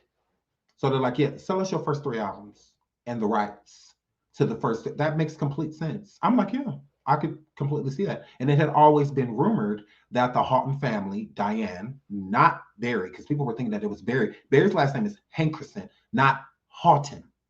So that's the problem. Barry did not own the rights to R. Kelly's first 3 albums. His sister does. And his sister is Diane Houghton, Aaliyah's mother. Okay? So that's why I say that Diane, of course, she was going to come forward and make it seem like all of this stuff isn't true and all of that stuff. Of course she would. I don't believe a word that comes out of Diane's mouth. I respect Diane, but I do not believe her. I believe that Diane is a liar. A liar. Like, she can't convince me otherwise. And I don't want to be disrespectful, but you are, ma'am. If you ever watch me, you're a liar. You are. It is documented that your daughter was 15 years old, married to R. Kelly. Explain that. You can't. So, but it is not only were they not married, they were not, girl, you're lying. Because Aaliyah mama always said that Aaliyah and R. Kelly were not married. None of that is real. That is all false. All the way from the 90s, Diane has said that. And then when the Surviving doc comes out, then she changes her tune. Then she wants to go forward and discredit people like Javante and other people like, oh, I don't know that woman, a forked tongue. Girl, what are you talking about? Because clearly you ain't know a lot. Your whole daughter had a wedding and you weren't even a part of it. She got married in a tracksuit with R. Kelly, and it went number 10 minutes long. Like, so clearly, it's a lot that you don't know. A whole lot that you didn't know, sweetie. So, yeah, I don't believe a word that she says. She's a liar. Aaliyah's father and her mother covered up what happened to her. They absolutely did. End of story. Diane, you're a bad mom. You're a bad mom. And you're not a bad mom because of what happened to your daughter. Things happen. Like, we can't control it. As much as we want to protect our kids, it's just certain things we just can't protect them from. It's how we help them heal. You didn't help Aaliyah heal. Even if Aaliyah got therapy and all of that stuff, no. What happened to Aaliyah, besides sexual, did not happen behind closed doors. It happened publicly. Publicly, Aaliyah was out with this man. Publicly, Aaliyah was out on tour with this man. Publicly, Aaliyah was interviewing with this man. All of this stuff. And if Aaliyah's story would have came out, and I believe as a teenager, Aaliyah didn't have a choice. She didn't have a choice of keeping her silence. So if Aaliyah wanted to talk, if Aaliyah wanted to say something, the parents prevented her from doing so. So Aaliyah could have helped in a drastic way because she would have been believed. People would have believed Aaliyah. They would have believed her. That's just how I feel. I would believe anything that came out of Aaliyah's mouth. God rest her soul. Anything she said, I loved her. Like, I was just like, oh God, I was obsessed. You know, so she would have came forward and said that happened. The only reason I never put anything on R. Kelly is because Aaliyah, she always denied it. She always said it's not true. You know what? Okay, I can't force her, you know. So she says no, I can't blame R. Kelly or come at R. Kelly for something that I don't know is true. Like, it's a rumor. You know, it's not, we don't have any proof, you know, but now we have proof. And I think today, if Aaliyah was alive, I think she would have a different tune. Do I think that she would go vivid into talking about it? Probably not. But I do think that Aaliyah would support these women. I do. I think she would support them. Now, would she have been as involved? Probably not. But because, again, I just feel like she didn't want to talk about it. I do. Aaliyah, she was really good at, in a playful way of shying away from topics in interviews. But I really do feel like Aaliyah I do. I feel like she realized what happened to her as she got older and realized that it shouldn't have. I do believe Dame Dash when he states that Aaliyah did not state much about R. Kelly, but she did state that he was a bad man. I believe him. I believe that wholeheartedly. Aaliyah was a very sweet soul. So I don't think that Aaliyah was the type of person, you could tell that she really didn't want to say like nothing mean about anybody, you know, something she wasn't that type of girl, a mean girl. Like that wasn't her. She didn't even take the scary movie role, the reprise and whatnot, because it was making fun of Brandy and I Know What You Did Last Summer, and she loved Brandy. You know, so she wasn't even literally making fun of her, but you know, it was just, I don't want to have to do anything that's gonna hurt her feelings or anything like that. I love Brandy. So, you know, so she was a sweet girl, you know. So I believe Dame. Now if he was putting a lot on her, like, oh, she said this and she said that, and she said this, she said that, I wouldn't believe him. I would be like, yeah, honestly, I don't think, because she just doesn't seem like that type of person. And you can't prove it. So, but him saying that she said something as simple as that, I can definitely believe that. That sounds like something she might have said. Barry Hankerson released music during the trial.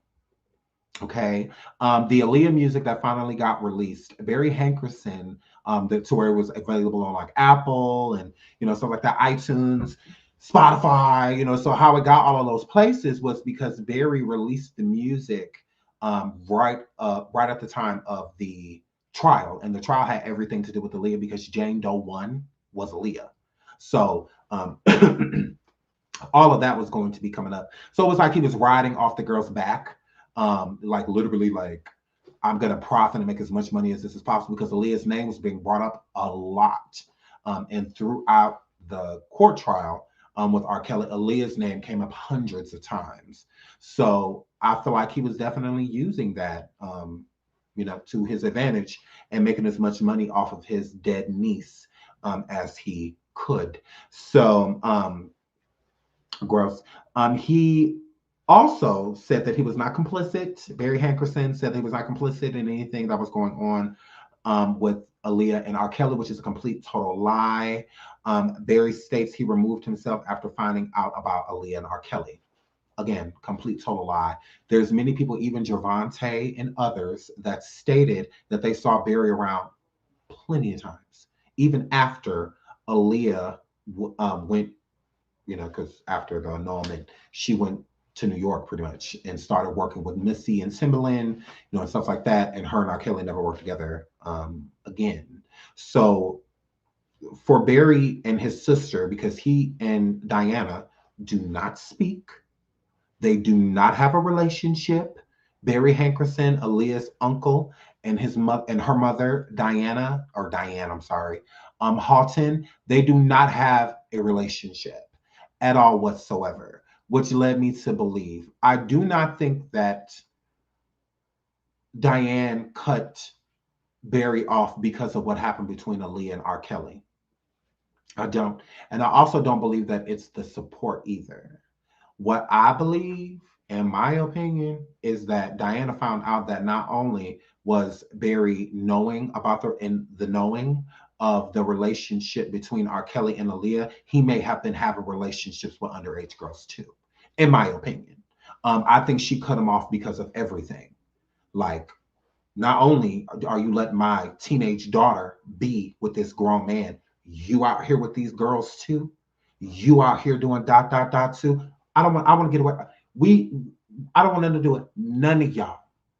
None of y'all is how I feel, because she still does not talk to Barry, because again, that's not her fault. I mean, his fault, Barry's fault, and what was going on with Aaliyah and R. Kelly. That was R. Kelly grooming Aaliyah into the situation. A vulnerable, teenage, naive girl is what he did. And that's another thing too. Aaliyah's album, Age Ain't Nothing But a Number, was a great album. It was a great body of work, which would give the parents even more trust with R. Kelly. Okay, we leaving y'all in studios alone at times and stuff like that. Look at what y'all created. You know, it's kind of like leaving two people to study and then they go to school and they get straight A's. Well, I guess I ain't got to watch y'all study no more. I mean, y'all doing the damn thing. So I could peek out, I could run to the store real quick, or I could run to the mall, or I could go run and do this, or I could go run and do that and be comfortable with y'all working together, because of look what y'all have created. So that's what I'm saying. We got to get into the mind of these people too. We can't just, where are the parents? Absolutely. But again, These are all choices by R. Kelly. He grooming. When you groom someone, you don't just groom the person, the prey, you also groom what's around the prey so that you can get it. If it's a big steak dinner that's out in the middle of nowhere, you out in the middle of nowhere, and the only way to get to the dinner is to get through like a bear or a fox or a wolf, something that's going to attack you, you're going to distract it so that you can get to the food. Okay? So not only are you figuring out how you're going to get to the prey, you got to figure out how you're going to get around these entities, like a castle that has a moat, or something like that, to get to the prey. So you're manipulating a lot of people. You're not just manipulating one person. You're manipulating a lot to get to this person, because you got to have, everybody has to be, oblivious, to what's going on. It can't just, because the closer you get to the person is what's going to show signs. So you have to keep, everything you do has to be in secret. So it's like, why would the parents expect, for R. Kelly and Aaliyah to just be making out, on the bus? And no, everything has to be done in secret. So, and when you're pregnant, and then you have somebody with R. Kelly's stature, at his caliber, it's super easy to manipulate. Like it's really easy. It's not even like, so people like making it seem like, here's your genius when it comes to music, grooming and manipulating those girls. That's not genius. It's stupidity. It's gross. It's what it is. But it didn't take much, because again, you got a lot of people around you that want what you have, and you are dangling it in front of them as if you are going to give them the key to get to the building you in, type of situation. And he never had any intention of making anybody stars. Aaliyah was a fluke. Aaliyah was a fluke. And the reason why I said it is because other people were dependent on her success. So Barry Hankerson, his manager, brought him a talent. And this his niece. So you best believe she's going to get extra care, extra attention, extra studios, all this. He's going to make sure that she has a finished product. This is my family. So I need to make sure that this is together. And that's exactly what happened. That they got a finished product. But during that time and finishing that product and making great music and stuff like that, a lot of defense mechanisms aren't being used anymore. You're letting down a lot of barriers and guards that shouldn't be down. You should keep those guards up, because you truly never know a person's intention until it's usually too late, until they already did what you didn't think that they're capable of. So again, Barry was very complicit. And I think that it wasn't just the Aaliyah thing, because Aaliyah's mom and her father kept the secret too. So how you press with Barry for keeping a secret that you kept? It's extremely hypocritical. Diane mad like she went to the police. You didn't. How you mad at Barry for not going to police if you didn't? That doesn't make any sense. You act like you did something besides remove your daughter, which is a problem, again, a lot within the Black community. We move and isolate instead of getting justice. It's not about moving. Oh, you moved me out of that situation. Thanks, Mom. No. Get them incarcerated. Get them locked up. Show me that this should never happen.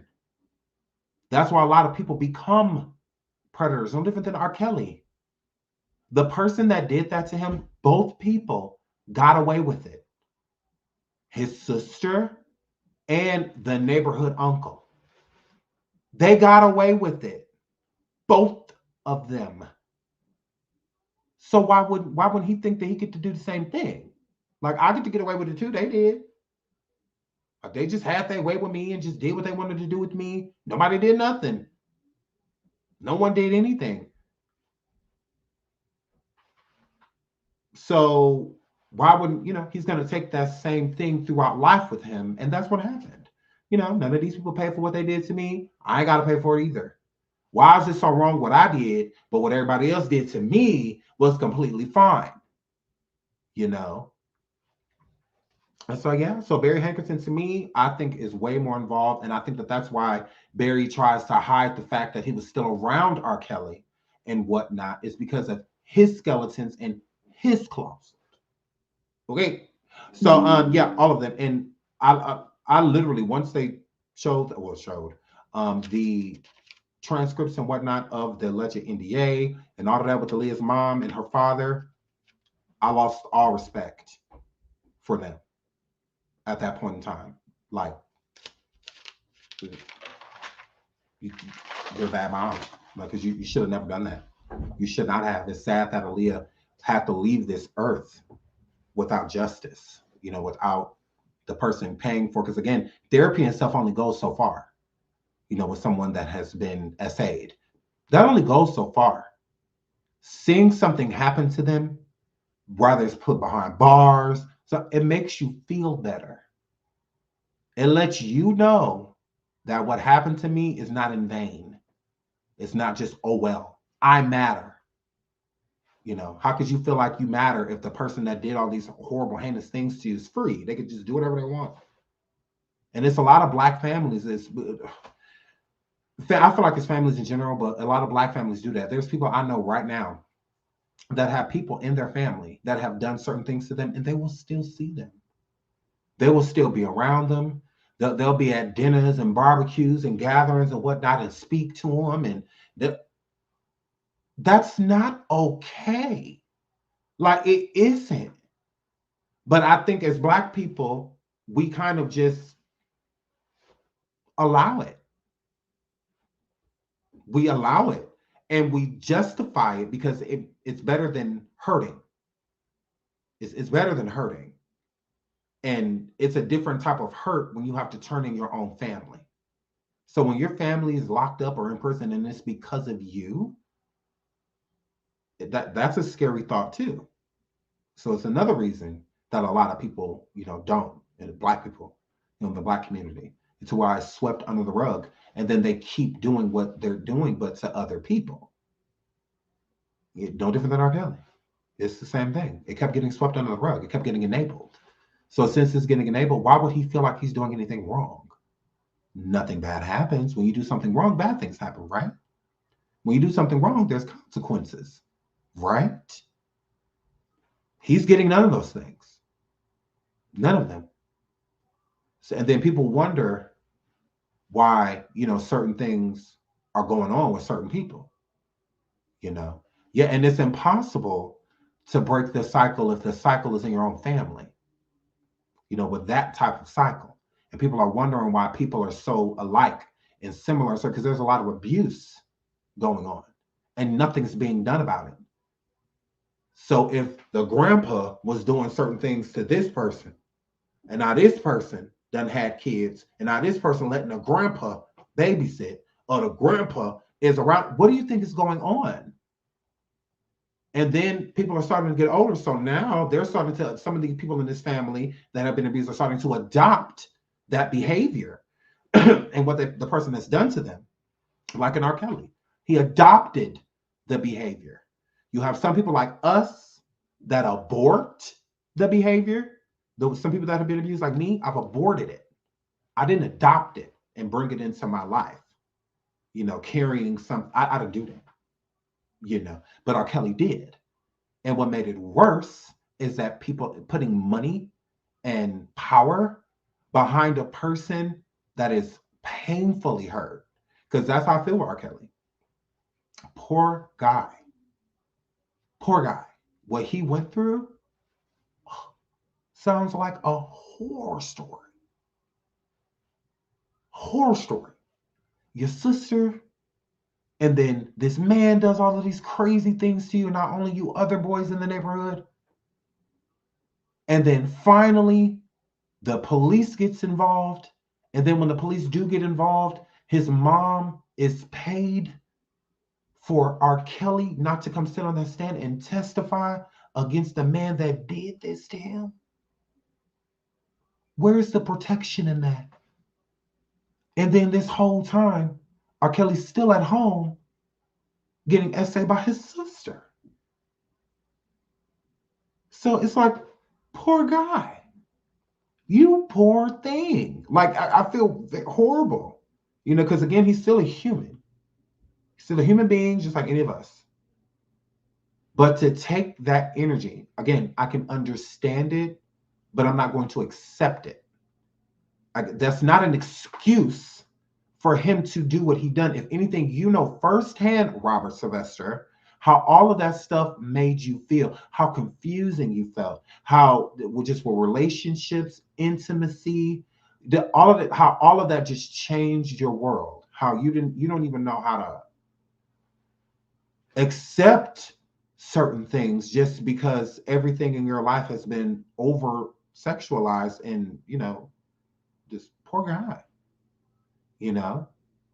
so the cycle wasn't broken. It wasn't.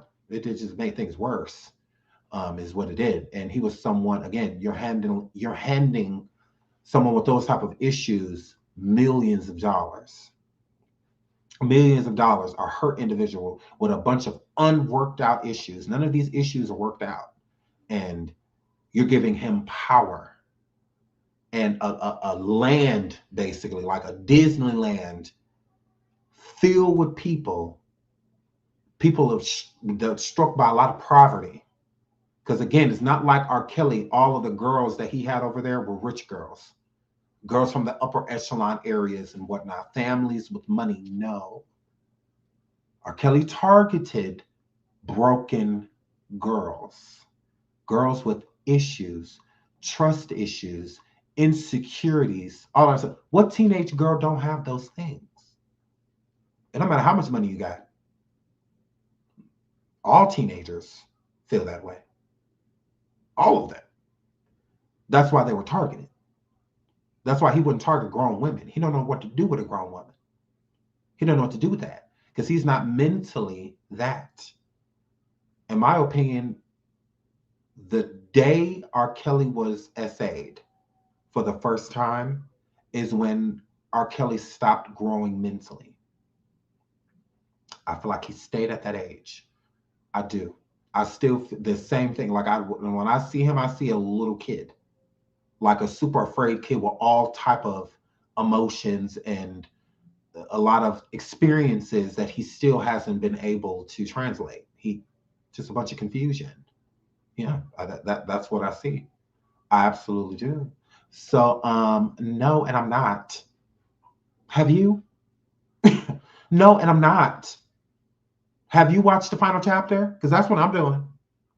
I'm not about to read 7,000 characters, 146,000 characters of anything to try to excuse anything. R. Kelly married Aaliyah, prison. So for the people that's team him, that's trying to, oh, well, this person lied, and that girl was telling the truth, and this one, I don't give a damn about none of that. He's a predator, and he deserves to be exactly where he is. For thinking that it's okay to weaponize what he went through and take a lot of Black people, a lot of ethnic people, Latino people, a lot of people that no different than now, how people that are just forgotten, how a Latino woman can come up missing right now and it's just, oh well. How a Black woman could come up missing right now and it's just, oh well. He weaponized that.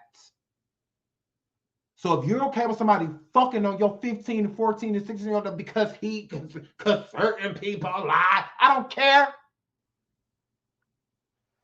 I saw as a teenager, I saw that tape with him and Sharonda Page. Geronda and the girls. Rashona. And I saw it. That was him. Ain't no excuse. So if you still want to support that, you go right ahead. I'm not one of those people. You could kiss my whole ass. I don't give a damn who allegedly lied, who this, who that. The cameraman don't lie. And that was him on tape with a 14-year-old girl. If that is okay with you, fine. It's not okay with me. I'll be mortified. My daughter about to turn 14. I would never want no shit like that for my baby. I would never want to turn on a video, and that's my child with a grown man. Like, girl, bye. You excuse him. You go read every transcript. You do that. I will not be. Go read that marriage certificate of him 27 years old, married to a 15-year-old. Excuse it. Y'all love finding excuses for people. No, I can empathize with him as a child, as an innocent. But I'm not empathizing with him as no grown-ass man going around here doing what he was doing to teenage girls. Whether it was consensual or not. I don't care. And they're consensual about you finding a 14-year-old fine and you in your 30s. A 15-year-old fine as hell and you in your 30s. A rich man that could get any woman you want. But you won't churn. You want the adolescent. You want preteens. You want sophomores. Girl, bye. You go read that shit. Ain't no excuse. What he did was wrong. For over decades, he did it. Nobody's trying to hear that. There's no excuse. Now, I can sympathize with him as a young male, as an innocent. But after that, there's no sympathy. Why y'all can explain everything, but why he didn't use all of the money that he had to truly find some sort of help. He didn't want to. If he was free right now, he'd be doing the same thing, and y'all will find a reason to excuse him because you like stepping in the name of love. Because you like bump and grind. This is the problem now. Break the cycle. We all need to break the cycle.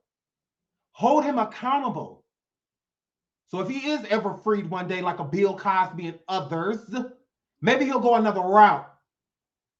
But it's weirdos like y'all that defend him, that let him know that he could keep doing what he's doing. It's fine.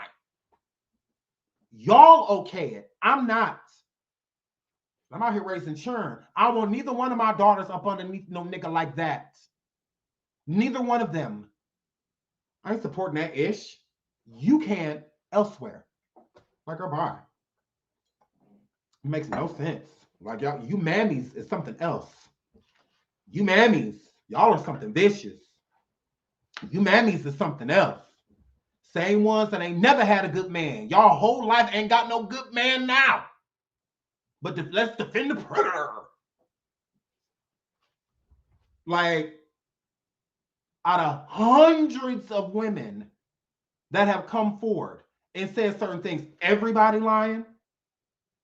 The only person telling the truth is R. Kelly, the same person that told y'all he never married Aaliyah. The same one that told y'all he never did anything with her. The same one that is literally on the tape, like you see me right now, was how clear it was of R. Kelly being on that tape with Rashonda. Clear as day. He don't look like none of his brothers, both of them ugly. Let's be real. R. Kelly was the only cute boy his mom had.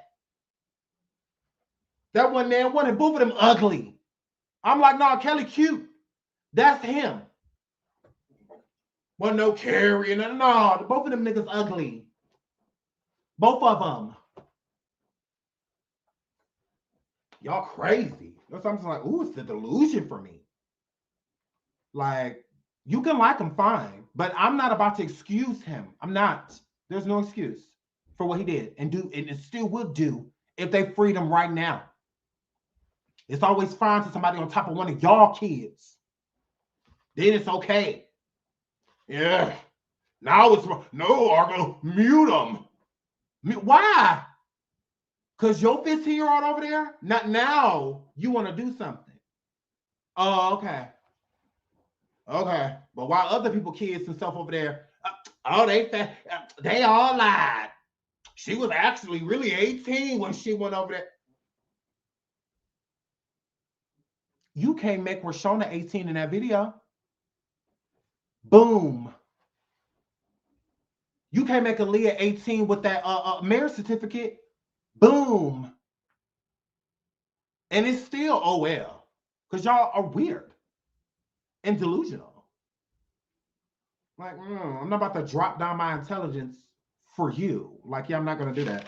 Let me go read a whole bunch of transcripts. He's still going to be a predator. I could read every last word. Still deserves to be where he is. What about it? What? I can even talk to you. You can even put some females in front of me that said that they came forward and lied. If you're not going to do that with every single victim, Because I don't believe nothing Rashona say. Girl, you lied about it. You literally right in front of us on the tape. Girl, go sit down. Same thing with R. Kelly. That was him. But let me go read some transcripts, because when I do, I'm completely gonna change my mind. No, I'm not. Just like he ain't gonna change his mind about teenage girls.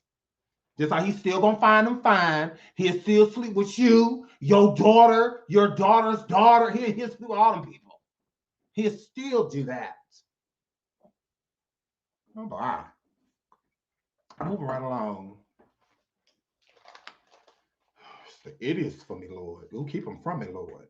R. Kelly wants to get help. States he is not a Baptist.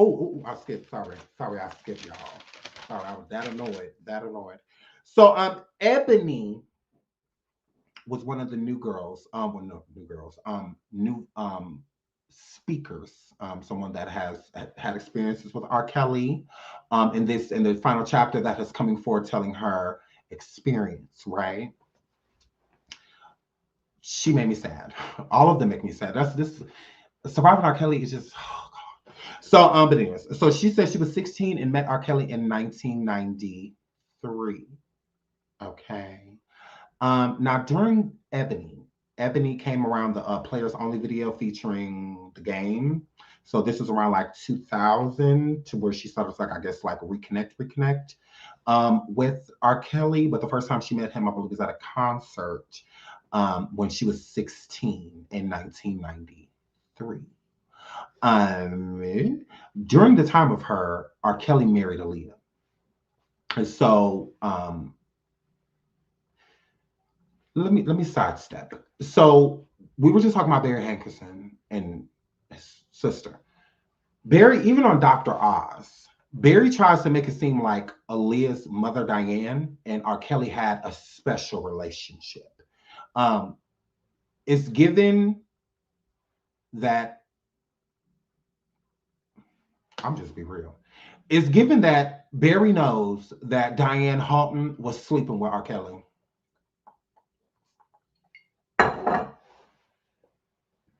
That's what it's given. He would not elaborate on their relationship or the nature of the relationship, but he would make it seem as if like Diane had a special place with R. Kelly. And he wouldn't elaborate, and he kind of just moved right on. So if you watch Dr. Oz when he had Barry Hankerson, I believe it was like last year, a year before, when Dr. Oz had Barry Hankerson on there, he made it seem as if, again, like R. Kelly and Diane had a special, specific relationship that he did not want to go into detail on. I think everybody's hiding secrets. Everyone's hiding secrets. Again, Aaliyah's mom, beautiful woman, especially in the 90s, you know, a lot younger, you know, whatnot. Her and Aaliyah could damn near pass as sisters. But R. Kelly was closer to Aaliyah's mother's age, of course, than he was to Aaliyah. So I could see R. Kelly being involved with Aaliyah's mom. Now, is that true? I have no idea. I'm not saying like literally for a fact I know that it is true, but by Barry Hankerson alluding to it, and it been alluding to in the past that Aaliyah's mother, Diane Halton, had slept with R. Kelly, that they had a sexual relationship. I could definitely see that. And R. Kelly did sleep at Aaliyah's house before. He absolutely did. He allegedly slept on the couch. But he did stay there before. And the rumor about R. Kelly and the NDA and Aaliyah's mom and dad, that was always a rumor. There was never any truth to it. No, nothing, right? So to come to find out that that is true, why wouldn't that be true too? Because it was more so like a betrayal. And I don't think how Aaliyah's mom is given, how she, you know, reacts to the situation. Were you scorned? Like, which one were you more upset at? Were you more upset at the fact that he was sleeping with your daughter, or that he was just sleeping with somebody? Because we have to remember, R. Kelly did everything in secret. R. Kelly was not doing this publicly, not at this time. This is in the 90s. You know, he got a little bit more careless as time went on, to where they allude that girls were doing certain things like right in front of people. You know, like he basically he'll bend the girl over, have sex with the girl right there in front of you. You know, that was later on. So when all of that was going on with Aaliyah, it was all done in private. And again, Aaliyah was a teenager. Okay. And Aaliyah was supposed to be R. Kelly's number one. She was his number one girl. So the other girls, I feel like knew. I mean, well, I'm not gonna say Aaliyah knew about the other girls, is what it's giving. But R. Kelly always kept Aaliyah separate. They never saw Aaliyah do anything. They never saw. R. Kelly always kept Aaliyah by himself. Like it was never a group thing with Aaliyah. It was always just him and her. Is what is given, and the witnesses say that people like Javante and Jovante and others said that they would do a lot of things privately, be together alone, is what it was given.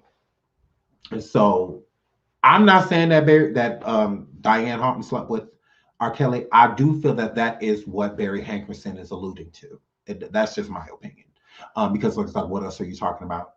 If R. Kelly and Diane were just close, you could just simply say that. Or if they were friends, you could simply say that. If she looked at him like a son, you could simply say that. He didn't.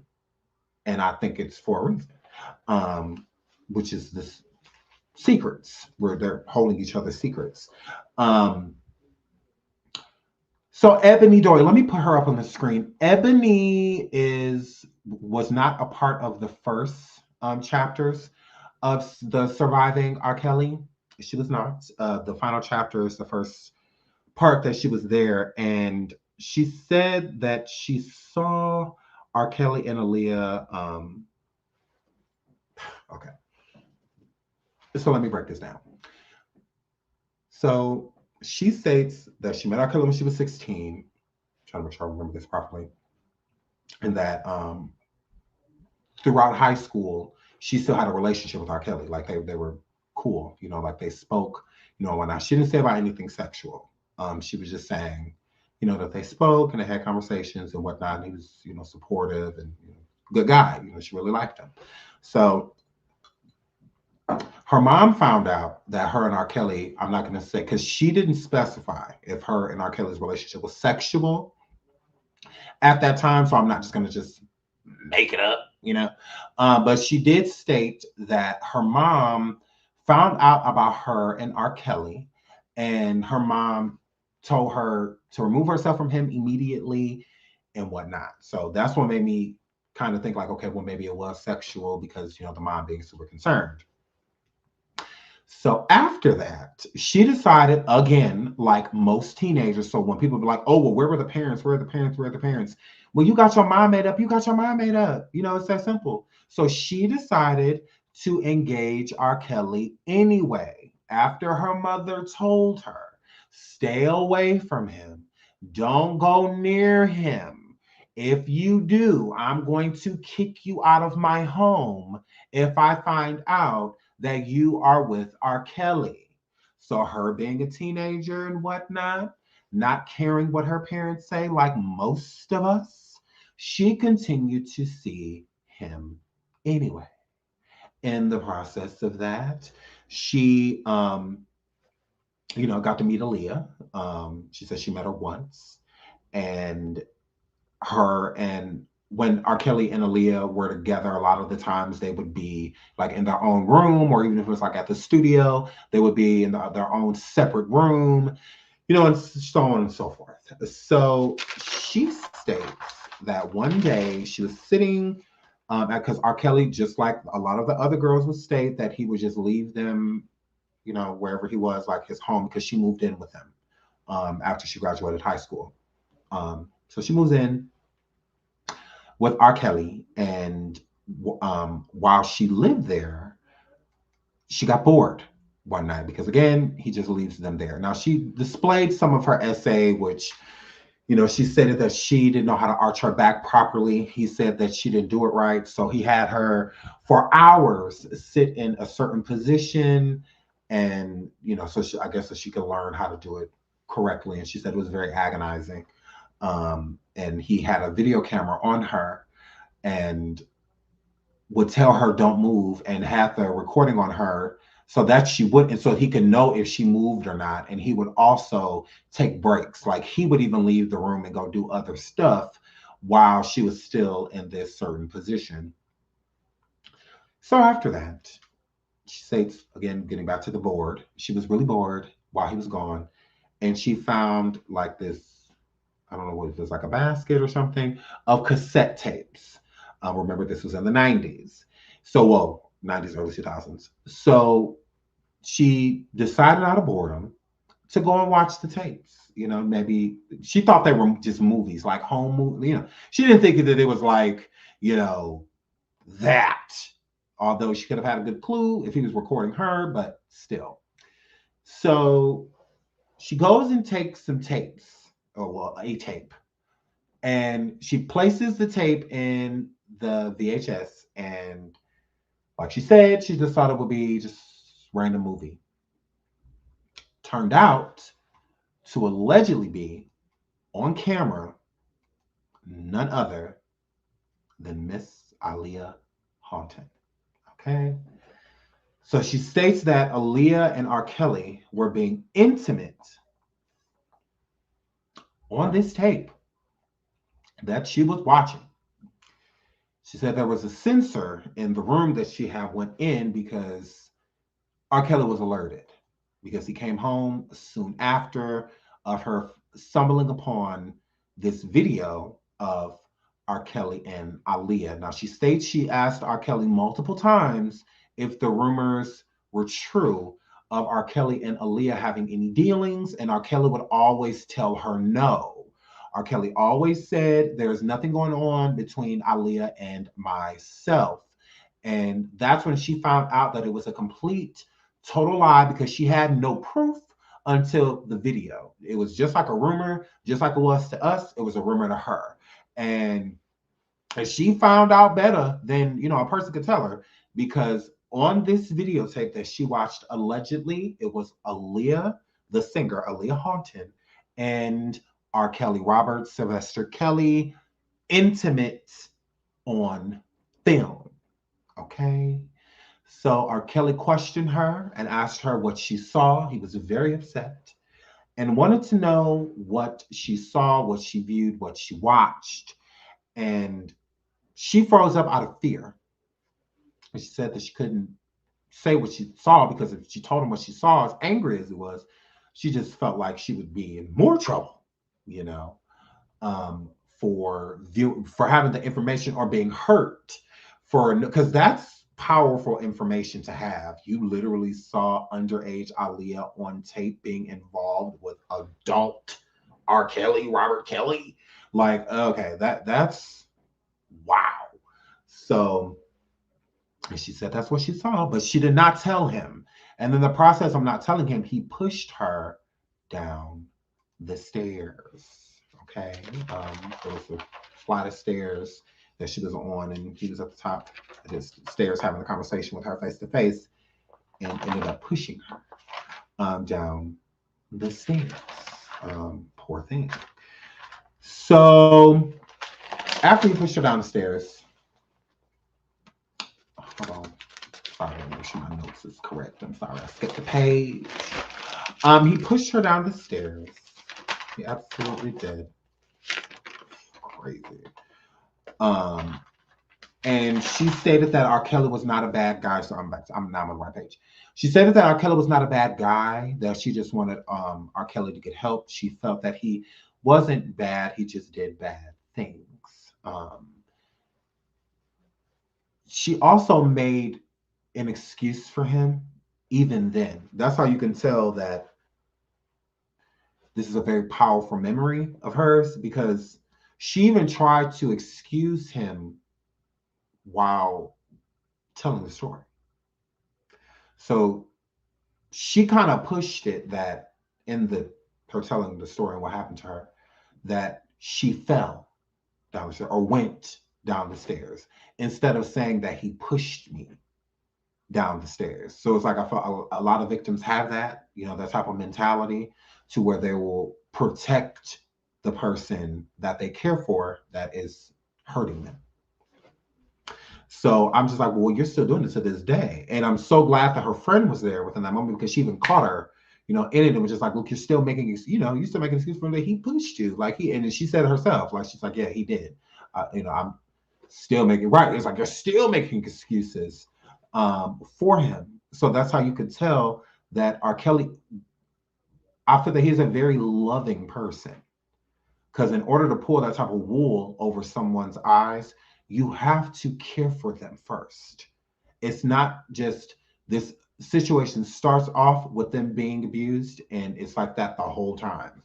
Then that's all of their memories. All of their memories are going to go back to negativity. So it's like the good has to outweigh the bad with most victims, especially ones that are willing to protect the person that is doing it to them. Now, if a person is just all bad, it's easy, to just tell the truth and be like, oh no, blah, blah, blah, blah.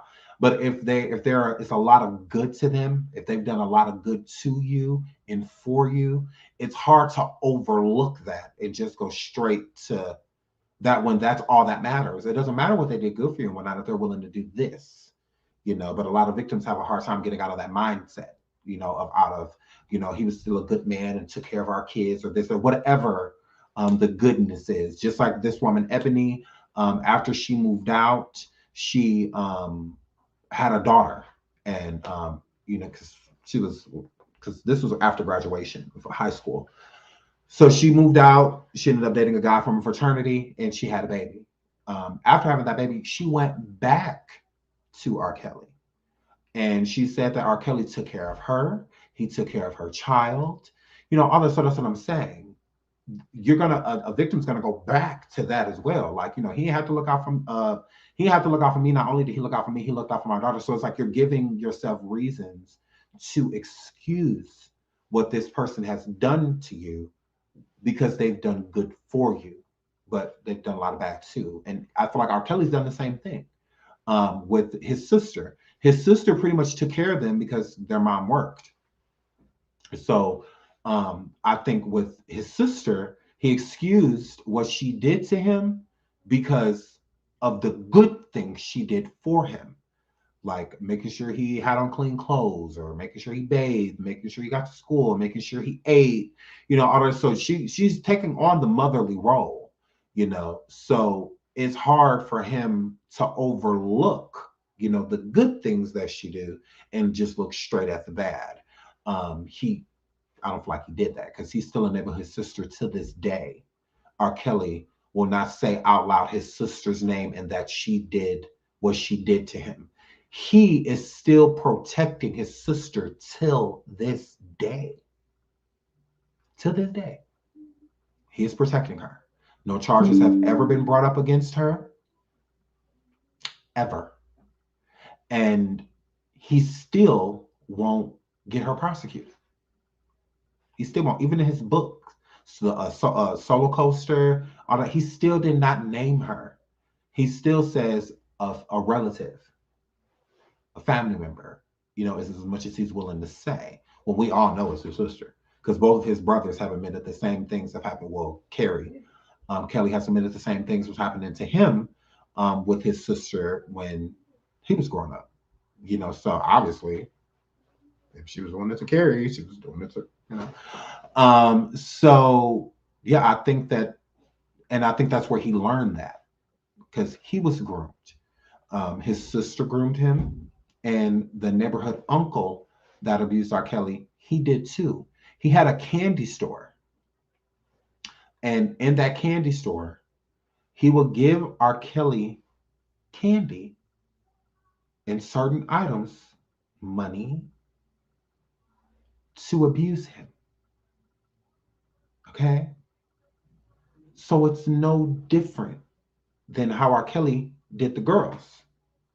Wine them, dine them, take them shopping, all of that stuff. Candy, Candy. His mother was paid not to say anything. for R. Kelly not saying anything. He did the same thing. He would pay his victims and their families to not speak. I mean, it's the same thing. I mean, if you think about it, you know, it's just he adopted the behavior instead of aborting it. He adopted it. You know, so yeah, I mean, a lot of the things ring true. Like if you read the book Solo Culture, a lot of that I'm like, oh, this makes complete sense.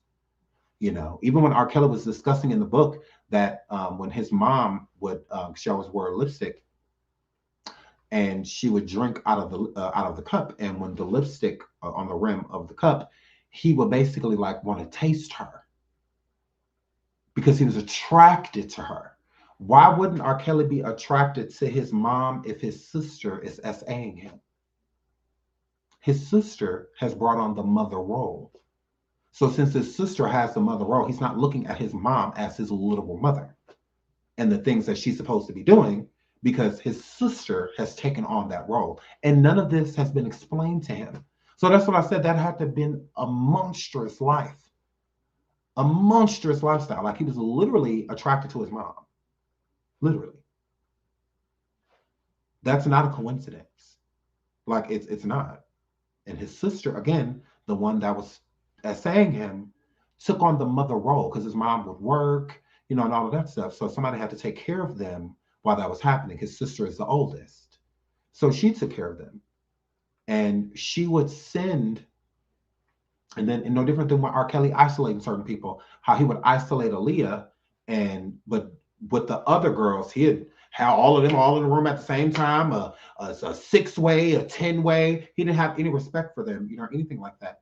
And the reason why he didn't, I believe he adopted that behavior from his sister. Because when R. Kelly was young, his sister would send his brothers outside and keep R. Kelly in the house. So she would make it seem as if R. Kelly did something wrong, make R. Kelly feel punished for doing nothing. So she would make his brothers feel like, y'all are good boys. Y'all go outside. Because again, she took on the mother role. The mother wasn't as present, you know, through certain other things plus working. And, you know, she felt, you know, she had addiction. So again, the sister took on the mother role. So she would tell the brothers, y'all go outside. Robert, you stay in the house because you're in trouble. You did this and you did that. So you got to stay in here. The women that were coming forth saying that R. Kelly would have them in rooms or lock them in rooms, they weren't allowed to eat, they weren't allowed to come out, they weren't allowed to do this, it's the same thing that happened to him. His sister would place him in a room and he was not allowed to go outside. He was not allowed to do anything. He was not allowed to eat. He wasn't allowed to do none of that. She would make him literally force him to feel as if he's done something wrong. And that entire time, she would SA him. So Robert would do the same. He had the same characteristics. The girls basically said the next time when he would leave us in the room, basically like for days and stuff like that, the next time he came in there, there was either a discipline or something sexual. That makes complete sense. Same thing with his sister. I feel that she would discipline him. And if she wasn't disciplining him, she was making him do something to her sexual. So when she would separate R. Kelly from his brothers and make him feel as if he's done something wrong and let them free, and he would do the same thing to some of the other girls. Like the girls would be in the rooms there and not necessarily allowed to leave or walk out, but he'd be out with some of the other girls, like taking them shopping and stuff like that, because it will cause friction. So if a girl that's coming back to the house that just went shopping, taking out to eat, all of that stuff, if she coming in a room or coming around a girl that's sitting there basically starving, that's hungry and whatnot, but it's being punished, that's going to cause friction between them, just like it will cause friction between R. Kelly and his brothers when his sister would send them outside.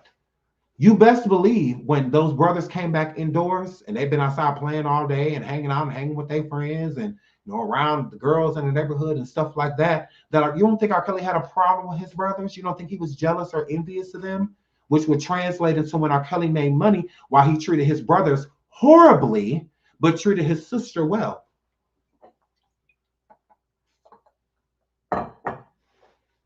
His sister ain't never wanted for nothing. R. Kelly made sure that that same sister that did all of that to him was fine financially and all of that. He never stopped talking to her. He kept a relationship with her. It's like it all clicks. I mean, if you ask me, I mean, it's not rocket science that he learned all that behavior from. That's why I believe he truly stayed in that mind frame of a child from when he was first essayed. I don't feel like that ever changed. And I feel that the people that did it to him, he adopted the behaviors from them. The man that would abuse R. Kelly would dangle candy in front of him and give him money, $5 not to say anything, and and stuff like that. And R. Kelly was not the one that necessarily really even said anything. It was another boy in the neighborhood that basically the man was caught red-handed when other people came to the house, and it was found out that he had been doing it to R. Kelly too. R. Kelly's brothers had found out that it had been happening to him. So that's how R. Kelly's name. I mean, but it wasn't, R. Kelly coming forward telling his truth and somebody doing something about it, calling the police. No, the neighborhood beat that man up. The uncle, the neighborhood uncle. The neighborhood literally in the middle of the street, like go read this book, in the middle of the street, they beat that man down for what he was doing to the neighborhood, to the community. It wasn't just an R. Kelly thing. So why would he feel protected? Y'all ain't coming after this man because of what he did to me. Y'all coming after him for what he allegedly doing to one of the other boys. There's no protection. And then when the courts call upon R. Kelly to come in and testify to put this man behind bars, the mother, R. Kelly's mom, takes the money. I believe he paid her like $500 or $5,000, something like that. I don't know, something like that. But he paid her, and she took the money, and R. Kelly didn't testify, and the man got off. He learned all of that in one of the most unfortunate ways. He learned it through experience. He experienced all of these things. He experienced it all. He had men taking advantage of him. He had women taking advantage of him. And it was happening in his own household. It's different when a stranger, someone you're not related to, is doing things to you, because, I mean, it's still, but it's way more confusion that goes behind it when it's somebody you're related to. It's like, how do you have that conversation? With somebody. My sister is ... So yes, with him being attracted to his mother, I do not feel that the attraction with R. Kelly and his mother was a sexual thing. I think it was more so of him respecting her. I think as a child, R. Kelly has so much love for his mother. He thought the world of her until that happened to him. When that happened to him, and I don't feel like it was his sister. I think it was the man, because we have I could have gotten justice. Like, I could have got him arrested.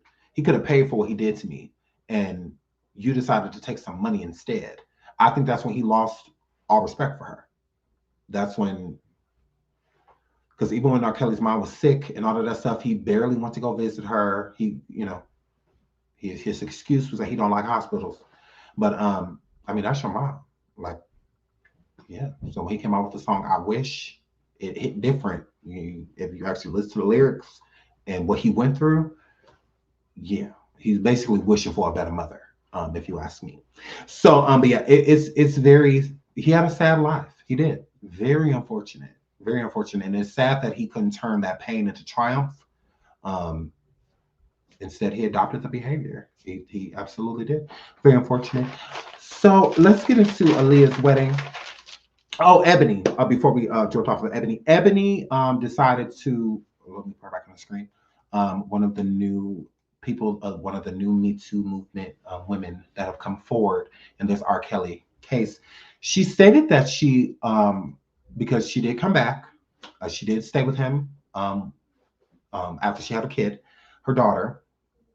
And what made her leave for good was one day she stated that R. Kelly wanted to take her daughter out to McDonald's. Y'all know he loved McDonald's.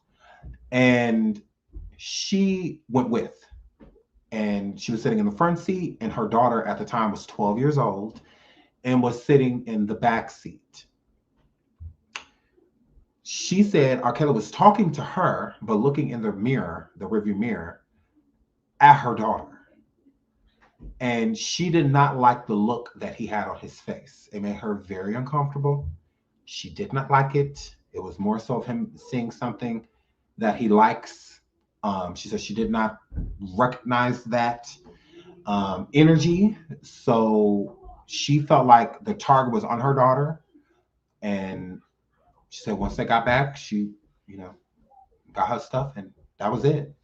She did not go back around him after that out of protection for her daughter. So she said that's when she was done with the situation.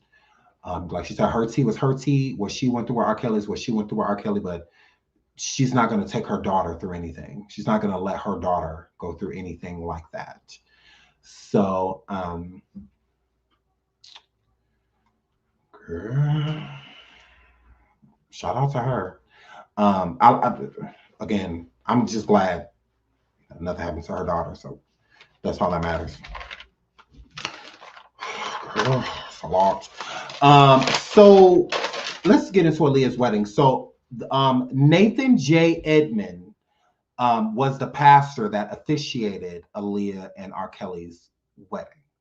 The small wedding, illegal wedding that they had. And he said it was about 10 minutes long. It wasn't a long wedding. He said that both of them, R. Kelly and Aaliyah, wore matching tracksuits at the ceremony. And says, and this is so as the pastor says that, Demetrius Smith, whom was R. Kelly's former tour manager, he says that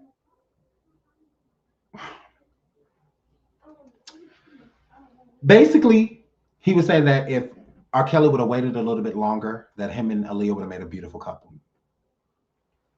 Here's my problem with what he said. He also stated that R. Kelly and Aaliyah, R. Kelly may have been way older than her, 20, he's 27, she's 15. But mentally, R. Kelly was the same age as Aaliyah. And then he had to stop himself in his tracks of saying anything after that because you sound stupid. You sound stupid. Stop trying to excuse the situation. Stop trying to make it seem as if, yeah, you know what? He may have been older than her, years older than her, almost 10 years older than her, but they were basically the same age mentally. So that's why they had your blessing at the wedding, because you feel like two 15-year-olds, a mental 15-year-old and an actual 15-year-old are getting married. Like you're an idiot. You're an idiot.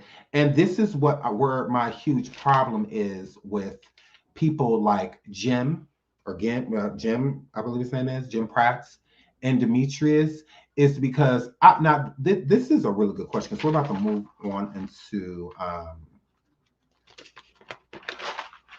my girl, Javante.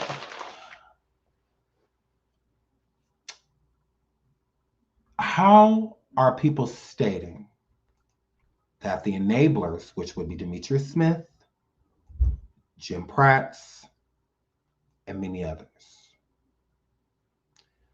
how are we saying that we're going to hold R. Kelly accountable and we're going to hold the enablers accountable if y'all, the courthouse, judges, keep giving these people immunity? It's not justice if just R. Kelly goes down. R. Kelly and his ship needs to go down. Now, R. Kelly is behind bars. That's all that's going to happen. So we can move on from that. But people like Demetrius and Jim and so many others need to be incarcerated as well. But instead, these people were given immunity. Again, how are the enablers paying for it if they keep getting immunity? That's not fair. None of them should have been given immunity. None of them. And if so, maybe like a year off their sentence or something like that.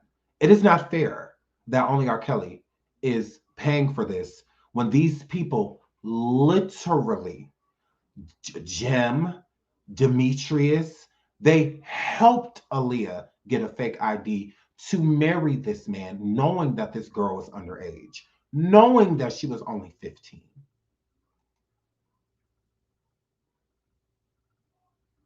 How is that fair? I just find that weird. That the majority of the main people, because there's no reason in the world Demetrius Smith does not need to be behind bars. Like, why is he not in jail? He was literally letting underage girls go back. He was assisting, recruiting. No different than Jim Pratt, recruiting. They knew what type of girls that R. Kelly wanted. They knew. Stop it. They helped. They assisted.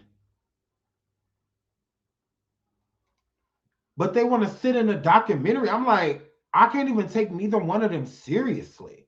Demetrius is disgusting. Demetrius Smith, you are a horrible person. And there's a special place for somebody like you. And the same thing with Jim, whatever your name, Jim, Gim, Pratt, same thing with you. Y'all allowed all of those Black girls to go through what they went through. Y'all are the reason people were calling them fast and this and that, and they all liars, and it's all a money grab, and da-da-da-da-da. Y'all are the reason. Like, y'all tried it. I think it's disgusting. That and then feeling like you sitting here on this documentary. No, your sins are not clean. No. This is not penance. No. It's not. This is a forced play. None of you willingly came forward and told the truth about nothing. You tried it. Immunity is what you were given. Immunity. These are the people, what people like Ebony that was 16 years old when she met R. Kelly. She ain't got to explain nothing to nobody. Javante, she ain't got to explain nothing to nobody. This girl was 14, turning 15 years old when she met R. Kelly. What do she have to explain? I need to cut it out. Stop talking about the hood and go visit it. Stop it. I can drive through certain hoods right now. Little Black girls outside playing in poverty areas. Just walking down the street, socializing, talking at a park. Roll up, flash a little money. You don't think they're going to get in the car with me? They will. They sitting there figuring out, they know there's barely any food in the refrigerator at the crib. Me as a grown man coming through, dangling some money in front of their face, dangling something that maybe they could take home so that their family can eat. You don't think they're going to take me up on my offer? They don't care about giving up their bodies and stuff like that. You do what you know. You do what you know. So you take a lot of girls from an area of poverty, because that is what R. Kelly did. He targeted them. It's easier to have a girl that's over here that's 15, 16 years old that the family don't necessarily care for than to have somebody. You ain't getting Rudy Huxtable in no R. Kelly. That ain't happening. Girls coming from solid homes, no. You're not getting those girls. No. It's not happening. You got to stop it. Man, that ain't happening. So y'all got to cut that. These girls come from a lot of rough areas, and they done seen some crazy things.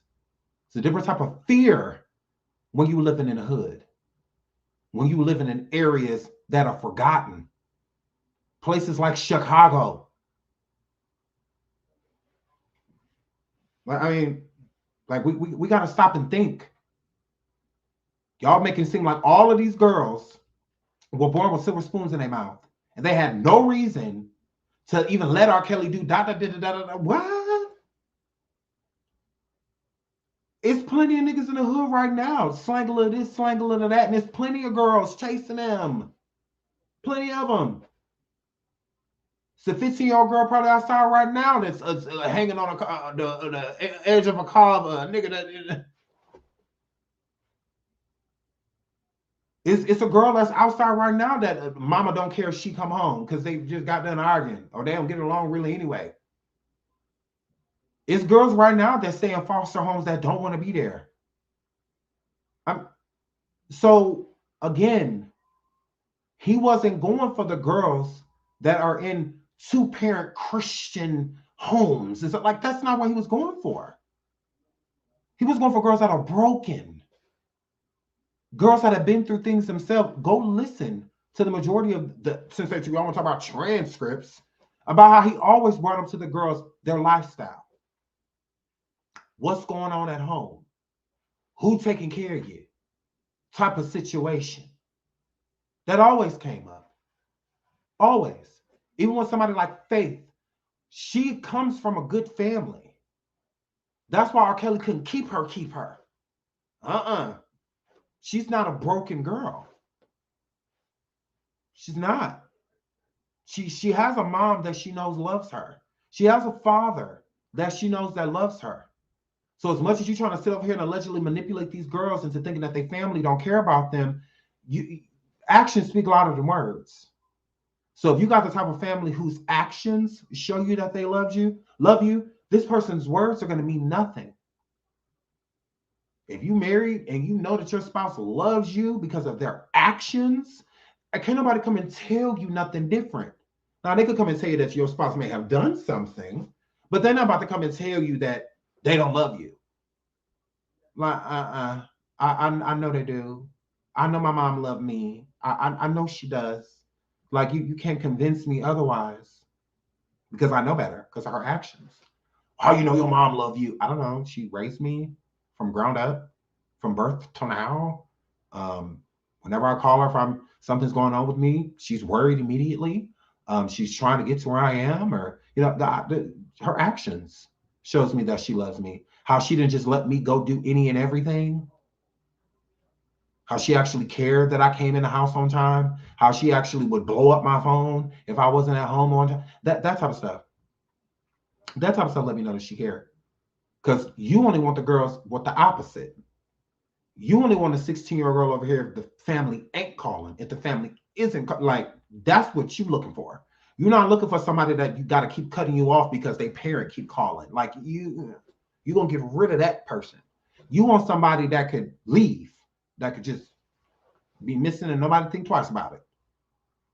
Those are the girls that he targeted. And in a lot of inner city environments, especially ones that are forgotten, ones that don't have resources in the community to actually make people want to build, see, and transpire, or want to be more like ghettos, stuff like that, then yeah, that's where you go. That's where you want to go, a land of broken people, because they've been placed in a broken area. So the cycle can't change. The cycle can't be broken due to environment. There's family cycles. There's environmental cycles. There's all type of cycles. It's not just one. That's why they call it a system, because it's a lot of moving parts. It's not, just one.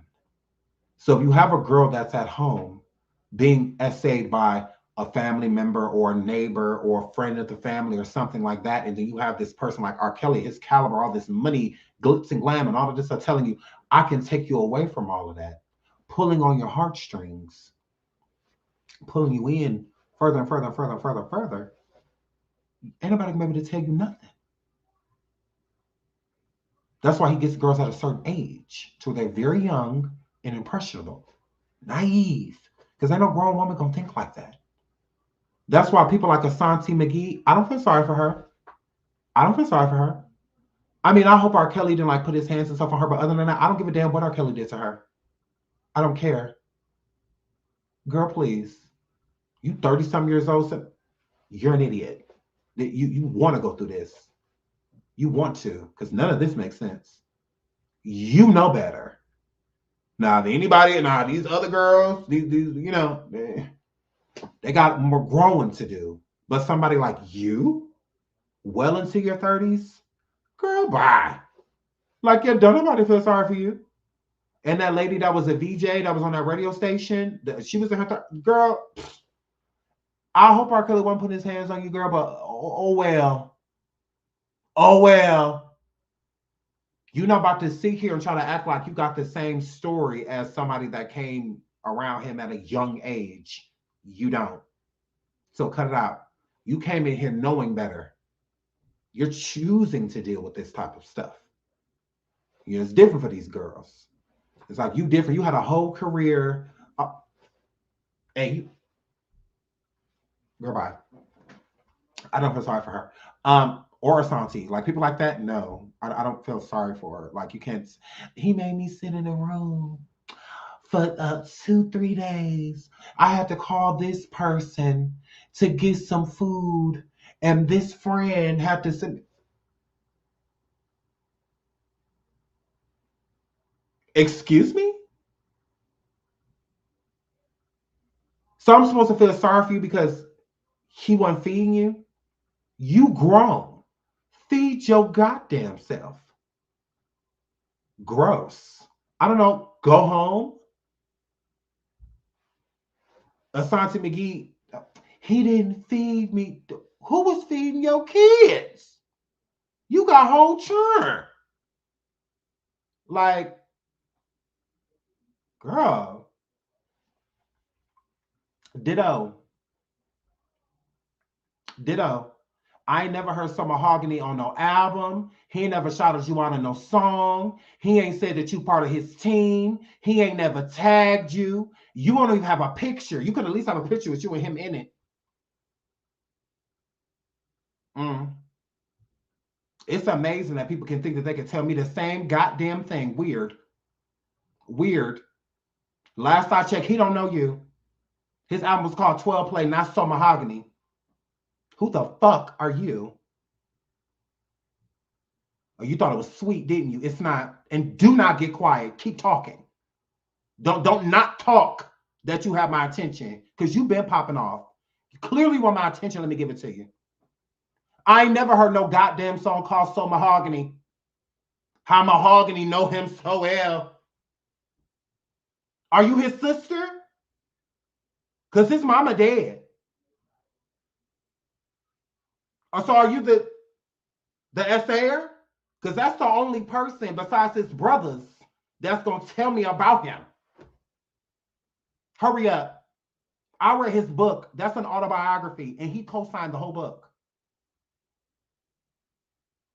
If anybody lying based off what I just said, he is. Like, you're weird. But let me get you together. Clearly you want my attention, you have it. Clearly you want my attention, you definitely haven't. No, I have a big dick. I never been a woman before in my life, never wanted to. Absolutely not. And clearly you aren't either. Because you would have been said drop the link. I've done research. What have you done, sweetie? What have you done? Oh, no, I'm not upset. It's just annoying when you have people in comments literally going like this and feel so correct. And just feel so correct. Like, what? Okay. All right, girl. Okay, girl. You're weird. Like, if you're going to say that I don't know him, then you need to. Like that needs to be my thing. So you clearly know more than I do, or know him, or because if you don't know him and you don't think that I know him, then you should shut the fuck up. Because this is my show. I have to talk. It's my job. Like, you're weird. That like you don't get that you're weird, so I'm gonna point it out. That's all that is. Okay. Oh, so then you're like family then, right? So if I read the transcripts, do I become related? Because I can read them real quick.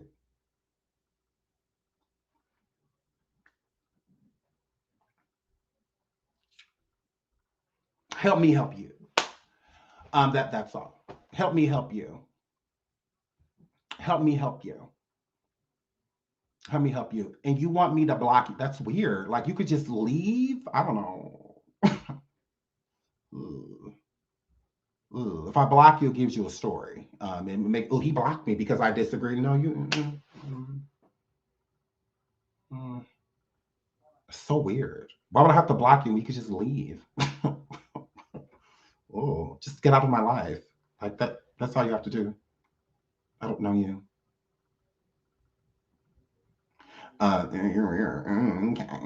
Okay. If you read, you'll find out facts. I read Solar Coaster.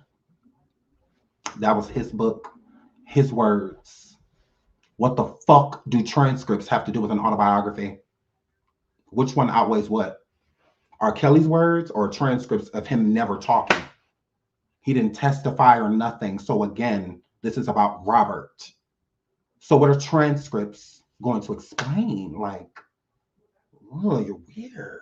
Oh God. You don't have any friends, do you? You don't have any friends, do you? You can't. You can't. You're a loser. You have to because you're making no sense. It's giving all you can do is read. Would you like me to drop the link so you could come up here with your transcripts? Because you've been poking. What's up? You want my attention, you can get it. Nobody's too big or little. I promise. Someone's too big or little. So again, before I was rudely interrupted, sometimes you got to put these itches in their place. Sometimes you got to put these itches in their place. That's all you got to do, girl. That's all you got to do, girl. You got to put them in their place. She got that big pick-me energy. Big dots. I'm like, girl, what is a transcript going to do? Court is over. Those transcripts put him behind bars. Like, are the transcripts going to exonerate him? They're not. Because why the fuck is he behind bars? You're weird. I'm not weird. It's you. Like, I'm not weird. I promise. You know, it's you. Those same transcripts that put him behind bars, you want me to read? Aren't transcripts from court? Or is this like what transcripts from an interview? Like you're weird. Like, y'all might argue with a lot of people that go against R. Kelly, but you're not argue with me. I promise you. It ain't gonna work. It ain't gonna go the way you want it. I promise. That's not gonna go over well. That's not gonna go over well. He's supposed to be exactly where he at, behind bars. The case couldn't be more like this is how closed that case is. Closed. It couldn't be more closed. Reading the transcripts will do what? Keep him incarcerated just like they got him incarcerated? Oh, okay. Just when you thought you were smart, you're finding out that you're dumb. Like, duh. Like, and you're saying, why am I mad? Because you're an idiot. Like, you loudly in the chat wrong as hell. Like, you're loudly in the chat wrong as hell. I'm not arguing with you. I promise you I'm not, because I win arguments. I win arguments. And if he was set up, you were part of it. Because while he ain't free, you need to let the courts know. You all over here talking to me. I'm not no lawyer, no judge, no none of that. No prosecutor, like DA, none of that. No. You over here telling me like I care. I don't. I care as much as the judge do that said guilty and went like this. I care as much as he do. I promise you. He don't. I promise you. Like, you're weird. Okay, if the setup was real, then you were a part of it because you let him get set up and you ain't do nothing about it. So mahogany. You didn't do anything about it. Why you let him get locked up like that? Why you leave homie unstuck? Why you ain't doing that when the fat bitch jumped on him? Why you leave homie unstuck? You over here talking to me. I can't do that, and I wouldn't. Even if I could. Because I saw him in that tape with Shona. Where's the setup in that? Who set that up? That was a tripod recording him. Who set that up? Hurry up. Hurry up. Since you know him. Okay. Okay. Then why was he busting down them little girls in that video? Them high schoolers, them junior high students in that video. You got the answer for that? Because that was very so much him. You ain't about to take away my memory. Like, y'all be trying it. If you want to support, go ahead. Like, it's not about R. Kelly, but you would not know that because you know everything. Do? Because this is why you stupid. Because the title, this is about R. Kelly. You said, it's not about R. Kelly. Then what's about? God, you're weird. I hate you. I do. I just realized that. I hate you. I do. I hate you. If it's not about R. Kelly, who the hell is it about? Like, you're weird. Because this is not a conspiracy channel. So, yeah, you're weird. It's not even about R. Kelly. Aren't you the same one that was just saying, it's amazing how you're talking like you know him, R. Kelly, right? Or you're weird. Yeah, I'm gonna need you to get it together. Don't drink and type. Friends don't let friends. Don't drink and type. Yeah, that's my finger in your face. Don't drink and type. Yeah, how about that? Don't drink and type. Yeah, my finger's in your face. Don't drink and type, girl. Don't drink and type, girl. Not everybody can multitask. Hair flip. The only ignorant person here is you, I promise. You are the only person putting your foot in your mouth. Like, you're the only one. This is not a Free R. Kelly page. No. He deserves to be right where he's at. You tried it. Moving right along. Stop talking. Y'all tell I don't want that person talking to me no more. Stop talking to me. Not because you're annoying. Because I mean you're saying nothing now. Moving right along. You're literally saying nothing. So let's get into my girl Javante. So Javante Cunningham. Love her. So she decides to come and speak in the final chapter. It was very moving. I was very moved by everything that she said, because it's already hard to come forward and state information like this when you know that there's going to be so many people against you than for you. And so many people that's just going to instantly think that you're clout chasing, or you're trying to get money, or you're trying to this, or you're trying to that. When you just simply just want to tell your truth. You can't help that it's connected to somebody that is super famous, that is super rich. Was super rich. I mean, you can't help that, right? So she was saying how she was harassed during the other when the other survivors dropped. She was doxxed. Her information was put out there. There was a lot of people threatening her and sending her threatening messages, and stuff like that. And I just felt so bad for her. I'm just like, you poor thing, because it discourages a person. It makes you not want to, say anything. It makes you want to and kind of just go back into the place where you hide and no one can find you. So I'm proud of her. I'm really proud of her for still stating, what happened. So shout out to my boo Javante. I love her, Javante. I love you. So she states that she met R. Kelly when she was 14 and 14 and 7 fifths. She's almost 15. When she met R. Kelly, and she was a dancer, singer, stuff like that. So she started working with Aaliyah, and whatnot, not too soon after. She also found out during the trial that she was listed as a Jane Doe. So she didn't even know that she was a Jane Doe. I'm assuming it was other people telling their story and her being implemented in the story. So shout out to her for that. Because again, Javante, she never came forward and told what actually happened to her. She just came and stated what she witnessed. And she also stated that I can see why she wouldn't want to let people know that something happened to her, because look at the reaction that the other women are getting. They come forward and they tell their truth and they are bashed. They are victim shamed. I mean, so what in that type of environment, I mean, literally what do you call that? The opening night when they do the presentation and showing the premiere party for Surviving R. Kelly, there was a B threat, BOMB threat, you know, and all of that. I mean, it was just so much going on. It was very hectic. And Javante has a daughter, you know, and whatnot. So, and ain't nobody trying to go through that. I mean, she already getting threatened, and you know, I mean, it's crazy. And so I can see why she wouldn't want to say, you know, what I wouldn't want to either, honestly, because I completely agree with her. I'm just like, yeah, I wouldn't want to say anything either. I would have kept that on the inside because people are cray out here in these streets.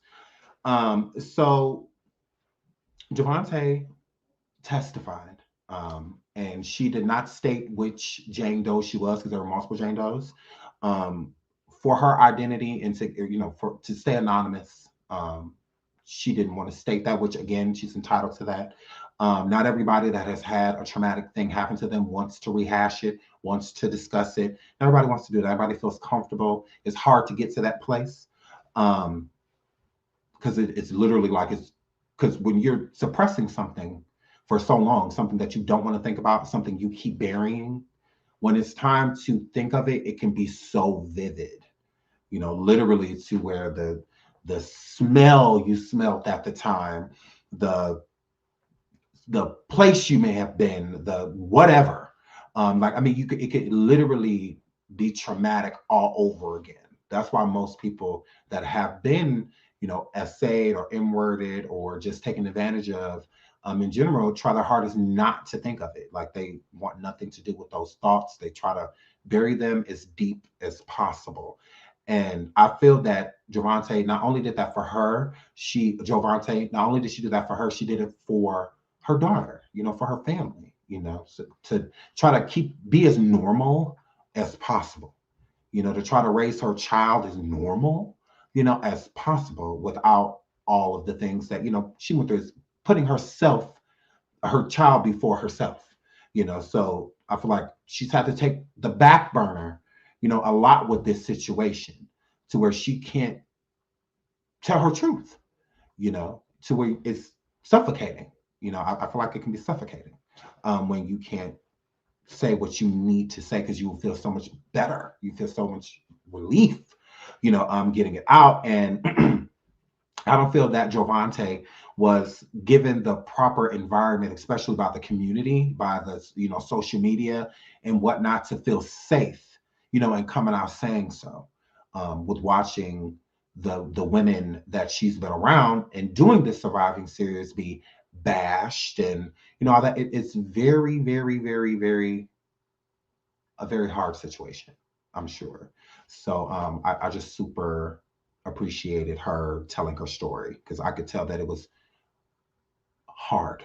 It was a very hard thing to do. Like I'm literally like low-key getting emotional now thinking about it, just because it was just really inspiring to me because you could feel the love and respect that she had for certain people like Aaliyah and whatnot. Like she really didn't want to tell Aaliyah's story for her, or I don't know, like I feel like she wanted Aaliyah to be proud of her, you know, like not like I'm using you, you know, or anything like that. You could tell it came out of a place of respect.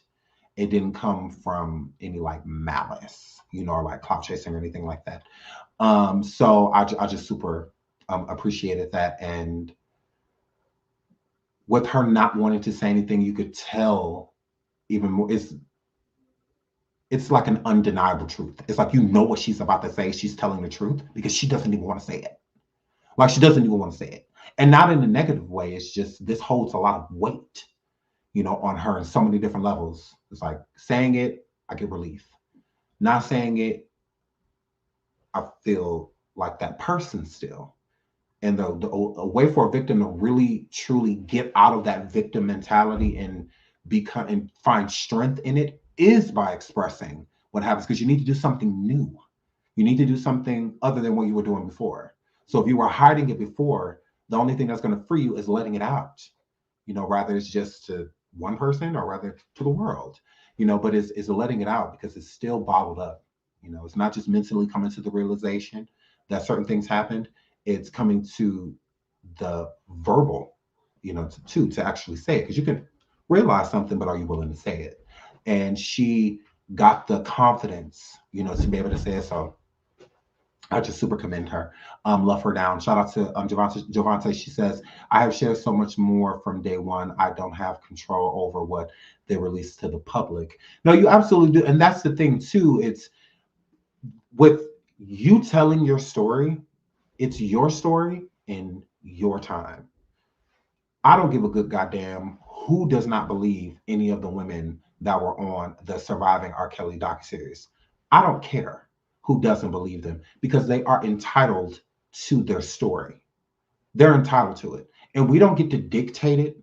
We don't get to state how it happened. We don't get to pick it apart and find out what parts we want to be true and what parts we want to be false. That story belongs to each woman that is opening their mouth stating it. It belongs to them, whether a person believes that they're lying or telling the truth. I don't feel that these women have came on to Surviving R. Kelly to be believed. They're coming on there to tell their story. Because if you're coming and telling your truth, it happened, whether you like it or not. Whether a person likes it or not, it's their truth. It's their story.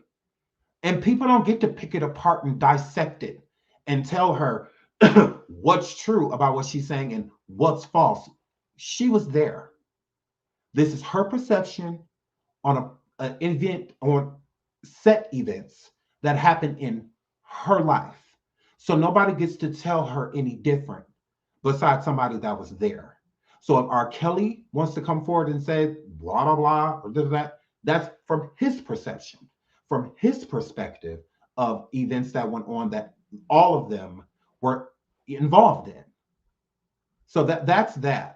But nobody gets to come forward and say that Javante should have did this and Javante should have did that and Javante should have done. No, Javante should have did exactly what she did.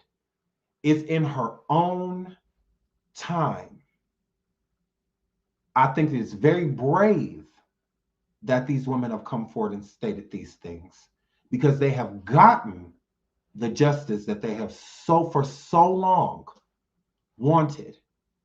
And R. Kelly took a lot from these women, their youth, their dream. He took a lot from them. It's a difference when somebody's giving you a false promise that they could have never brought into existence. He could have. He could have brought these women's dreams true. He could have took all of these beautiful, young, talented Black girls from the hood and made something out of them. Help them become somebody. Give them a name other than hoe, bitch, or hood rat. He could have done that. He chose not to. He took advantage of all of them.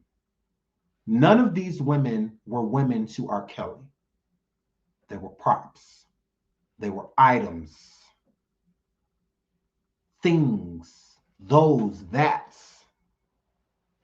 He didn't treat them like human beings because he would not have done what he did. The positive would outweigh the negative if R. Kelly was as good as a person as the people that support him want him to be. The good does not outweigh the bad. It doesn't. And it does not matter what happened to him because he's done plenty to people. Would it excuse Javante for going out here in these streets right now just doing horrible things to people? Giving people a bunch of false promises to use them for their bodies, minds, and other things. Would that be okay? Because R. Kelly did it to her? So it's fine, Javante. You get to go out. Go ahead, Joe. Go ahead. You get to go out here and hurt as many people as you want. You go right ahead. Because R. Kelly did it to you, so you deserve to get your get back. A get back is to the person that did it to you, not innocent people. R. Kelly's get back would have been his sister being incarcerated for what she did to him, not adopting what she did and going to spew that upon a bunch of innocent people. R. Kelly could have left it at hello. Hello, nice to meet you. Glad you're a fan. Instead, he invited these women into his home, offered them a home, and did what he did in return. It happened. Whether people want to believe it or not, oh well. That's not our problem. It's not my problem that a bunch of women, because again, all of the women that were minors like Javante, when she met R. Kelly, when she was around R. Kelly, none of them did anything wrong. Y'all got to stop blaming teenagers as if, like, y'all act like Javante was in her 30s or 40s, you know, or something when this was going on. She in her mid to late 20s, going through all of this stuff with R. Kelly. No, she was 14, about to be 15 years old. And she was there due to her talent. She was not there seeking him. He was a grown man. What she looked like seeking him for? That's not why she was there. But y'all want to blame them. Let's blame these. What? This is the problem. This is why the cycle won't be broken. Because y'all running around with these mammy personalities and attitudes. Right is right and wrong is wrong. They were all innocents. It don't matter if they came back, if they could. Again, when did he meet them? No, so I'm not blaming none of them. Blame them for what? Blame Aaliyah for what? She was 15. She didn't do nothing wrong. She didn't know better. What would I blame Javante for? She was 14, 15 years old. Being groomed. Like, what? She didn't do anything wrong. And that's the problem why they are so ashamed. Why a lot of these women are ashamed. Why they don't like themselves. Because they listen to the stuff that we say. So we out here calling her a type of liars, and she's this, she's that, and da-da-da. They hear that. And we can be our own worst enemy. So if Javante is already feeling some type of way about herself, because she's still trying to come to terms into what happened to them, and to her, because it didn't just happen to her. What are we judging her for? A lot of the things we say, people, they listen. It affects them. We may act like it don't because we don't care. Care. Like, that's crazy. I would never tell no 15-year-old girl, oh, you wrong for what? Even if she was given consent, you're 15. You don't know. You have to learn. I can tell you this is wrong all day, but until you see, that experience is the best teacher. So again, Joe is a hero to me because you can tell she is telling the truth. Aaliyah's mom said that Javante was lying. How is this woman lying? She said that Javante lied about the experiences that she said that she had with Aaliyah. If Javante was lying, then why did Ebony Doyle come and pivot off of exactly what Javante said? Javante said that there was certain energy going on between Aaliyah and R. Kelly on that tour bus. This girl, Ebony, comes forward and states that she saw an X tape of R. Kelly and Aaliyah. Not only were they being intimate in the video, but it was on the tour bus in the same room, the same bed that Javante said that they walked in on Aaliyah and R. Kelly. But she's a liar. No, she is not. If anything, she was vindicated. And if everybody's already trying to call this woman a liar, which even Dana Houghton, Aaliyah's mom, literally called this woman a fork-tongued liar. A liar. Said this woman lied. And she did not. Even on the stand, you have people going on the stand corroborating Javante's story that worked for R. Kelly that wasn't even trying to corroborate her story. They're going up there and trying to prove Javante wrong, and they actually proved it right.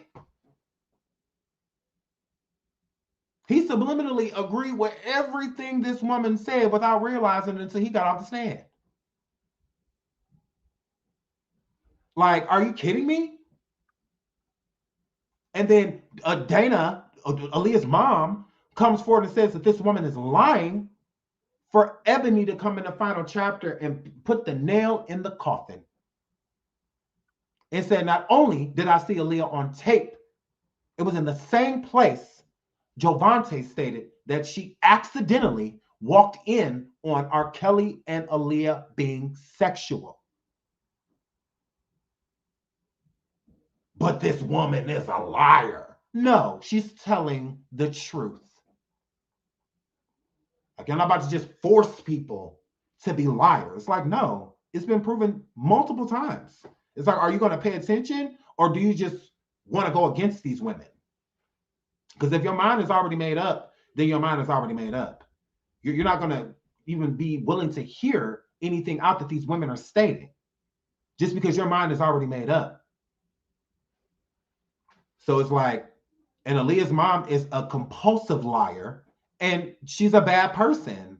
And it's sad because I love Rashad, Aaliyah's brother. I love Rashad. I am so sorry, Rashad. But still at the same time, your mom is not a good person. And God rest your dad's soul, but he should not have, and maybe Rashad feels the same way.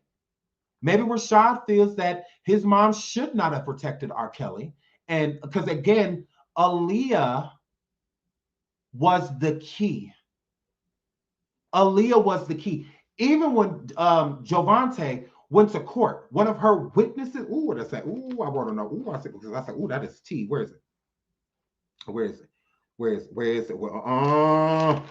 Where is it? Because when Jovante, when she went to court, Aaliyah, ooh, it's in the front. It must be in the front. Because I wrote that down. I said, ooh, this is T. Ooh, this is T right here. The witness list. Aaliyah was one of Jovante's witnesses. Wait, no, my fault. The witness list with the lawsuit with Tiffany, my fault. With Tiffany Hawkins. Aaliyah was a witness to what happened to her. Jovante and 7 other women were listed in R. Kelly's camp that were listed as witnesses in what happened to Tiffany, which is the first accuser that came forward and sued R. Kelly. Jovante was a witness. Aaliyah was a witness. All of them witnessed. So if Jovante was a witness around the same time of being around Tiffany Hawkins, when Tiffany Hawkins was there, then being around the same age, why would things not have been happening to Jovante as well? Why is that far-fetched? Like, y'all are weird. I'm like, the naysayers, I'm like, why would that be far-fetched? Like, that would have been my first question.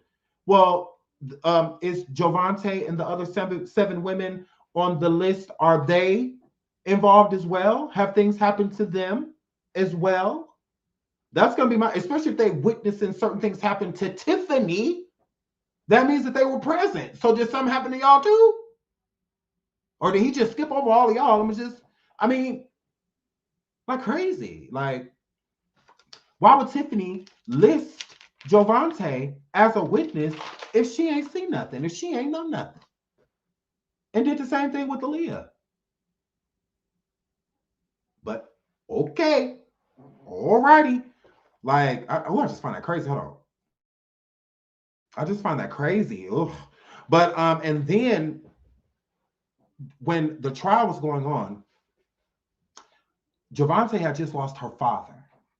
And her father, huge in her life. You could tell she was daddy's little girl. Okay?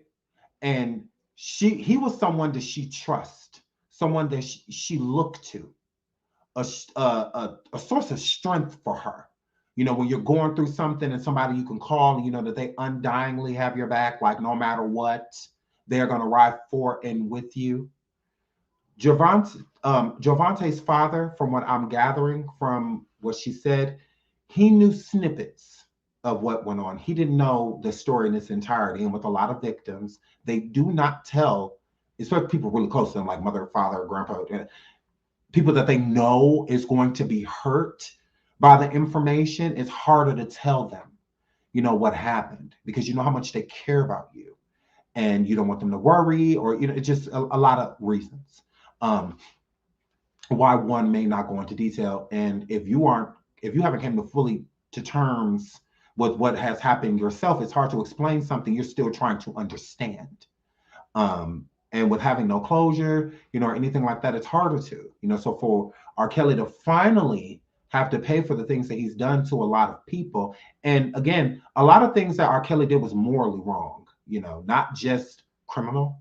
A lot of them morals wise, like, and she lost her father right around the time this trial and stuff was happening. So I'm sure it was very hard for her to get up there and testify internally, because testifying and stuff like that, all these people looking at you talking, it could be very nerve-wracking, you know, like very stressful, you know, to do. So with it being so stressful, and then losing a big component of your life, a big part of your support system, is now gone.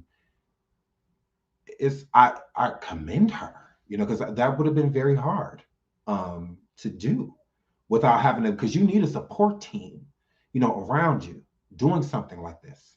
You know, when going into court, you're gonna need a support team, and coming out, you're gonna need a bunch of people there supporting you. And although we love our children are hard to confide in. You know, as a parent, you want to protect. You know, if you're hurting, your kid's gonna hurt. Just like when your kid hurt, you hurt. You know, so I feel like it's the same thing. You know, it was very hard situation, and I just commend her, you know, for telling her story. You can tell that she is still very new to her, you know, to say these things out loud. So you can tell they're still very bothersome with them coming out. But it takes, again, courage, you know, to state these things, because when someone is doing something to you or having you do something that you don't want to do, it can be very embarrassing to you, very shameful to you. You even take blame, you know, to where you feel like it's your fault. You did it, you know, so more blame, because we're our own worst enemies. We have to deal with ourselves 24 hours a day. We don't get a break unless we sleep. So, and that ain't really even a break, you know, so we have to deal with ourselves all day. So with Jovante not having a huge support system around her within these times, and telling this story, because sometimes you need, no different than Ebony, she had to call her friend, you know, sometimes you need, Jovante did it all by herself. You know, she did it alone. And that's why I was so proud of her, you know, because it's a very hard thing to do. If you've been SA'd or anything like that, it's hard to say what happened. It's really hard. Trust me, it is not easy. I still struggle with it to this day. It is very hard for me to discuss it. And I try to do it for my followers, because I know that they can relate, and I want to show them strength, you know, and that, you know, there's a light at the end of the tunnel. You know, I want to show them that, but it's hard. It is very hard. Shout out to Jovante. She says, in the early 90s, facts. Tiffany and I were in the group second chapter. Aaliyah's back up group. Absolutely. Background vocals and all of that stuff. And it's another thing that I feel like people overlook. Like I said earlier, the dream. Tiffany, Jovante, all of them, they had a dream. And Tiffany was a phenomenal singer. Poor thing, you know, to have this incredible talent and have your talent be fused with the, you know, abuse you went through. Because her talent is what got her targeted. And people wonder why Tiffany didn't continue to pursue certain things, no different than Jovante and so many other women, why they didn't continue to pursue set dream because look what it's attached to. A lot of people leave the industry because things like this happen. A lot of them. Absolutely. They leave because of what the trauma they've been taken through due to their talent. And it's unfortunate because their talent shouldn't have to be tied to it. But that's how R. Kelly targeted these girls that are now women. That's how he targeted them, their talent. So if you went through all of this stuff because you can sing or because you can dance, that's not going to be a constant reminder to you every time you open your mouth. If you go on an audition and something happens to you in that audition, you think you're going to audition again? You think you're going to just get back out there and put your best foot forward? No. Most people, they go the opposite. They go the other way. So it's not fair that these women had a dream and that their dream was tainted due to what he did to them. He did to them, but people want to say it's their fault. How? They were teenagers. How is this their fault? What did they do? If we're going to say it's their fault, what did they do? Besides be teenage girls, young and impressionable. What did they do? Like, no, they were teenage girls. Because what gets me is the people that try to make it seem like they weren't teenagers and they were just perfect throughout all of their teenage years. They never did anything that their parent may frown upon or nothing. They were just perfect. Like it's the teen moms for me that be in the comments talking about it is those girls' fault. It ain't you like 35 and your oldest 22? Shut up. You've made a mistake or two, honey. Like, girl. Gross. So yeah, that's what gets me. It's the people with 4 kids, unmarried, talking about it's their fault. Okay. The ones with ankle monitors on and, ones on parole and, probation, all in our chat telling us it's their fault. What'd you say, felon?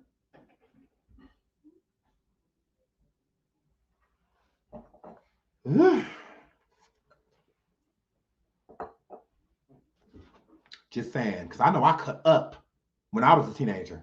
I cut up. Well, was I seeing and talking to people way older than me? Yes. Like, should I have been? No. And when somebody older did or said something to me, should I have one said something? Yes. Did I go say anything? No. It don't mean that it didn't happen.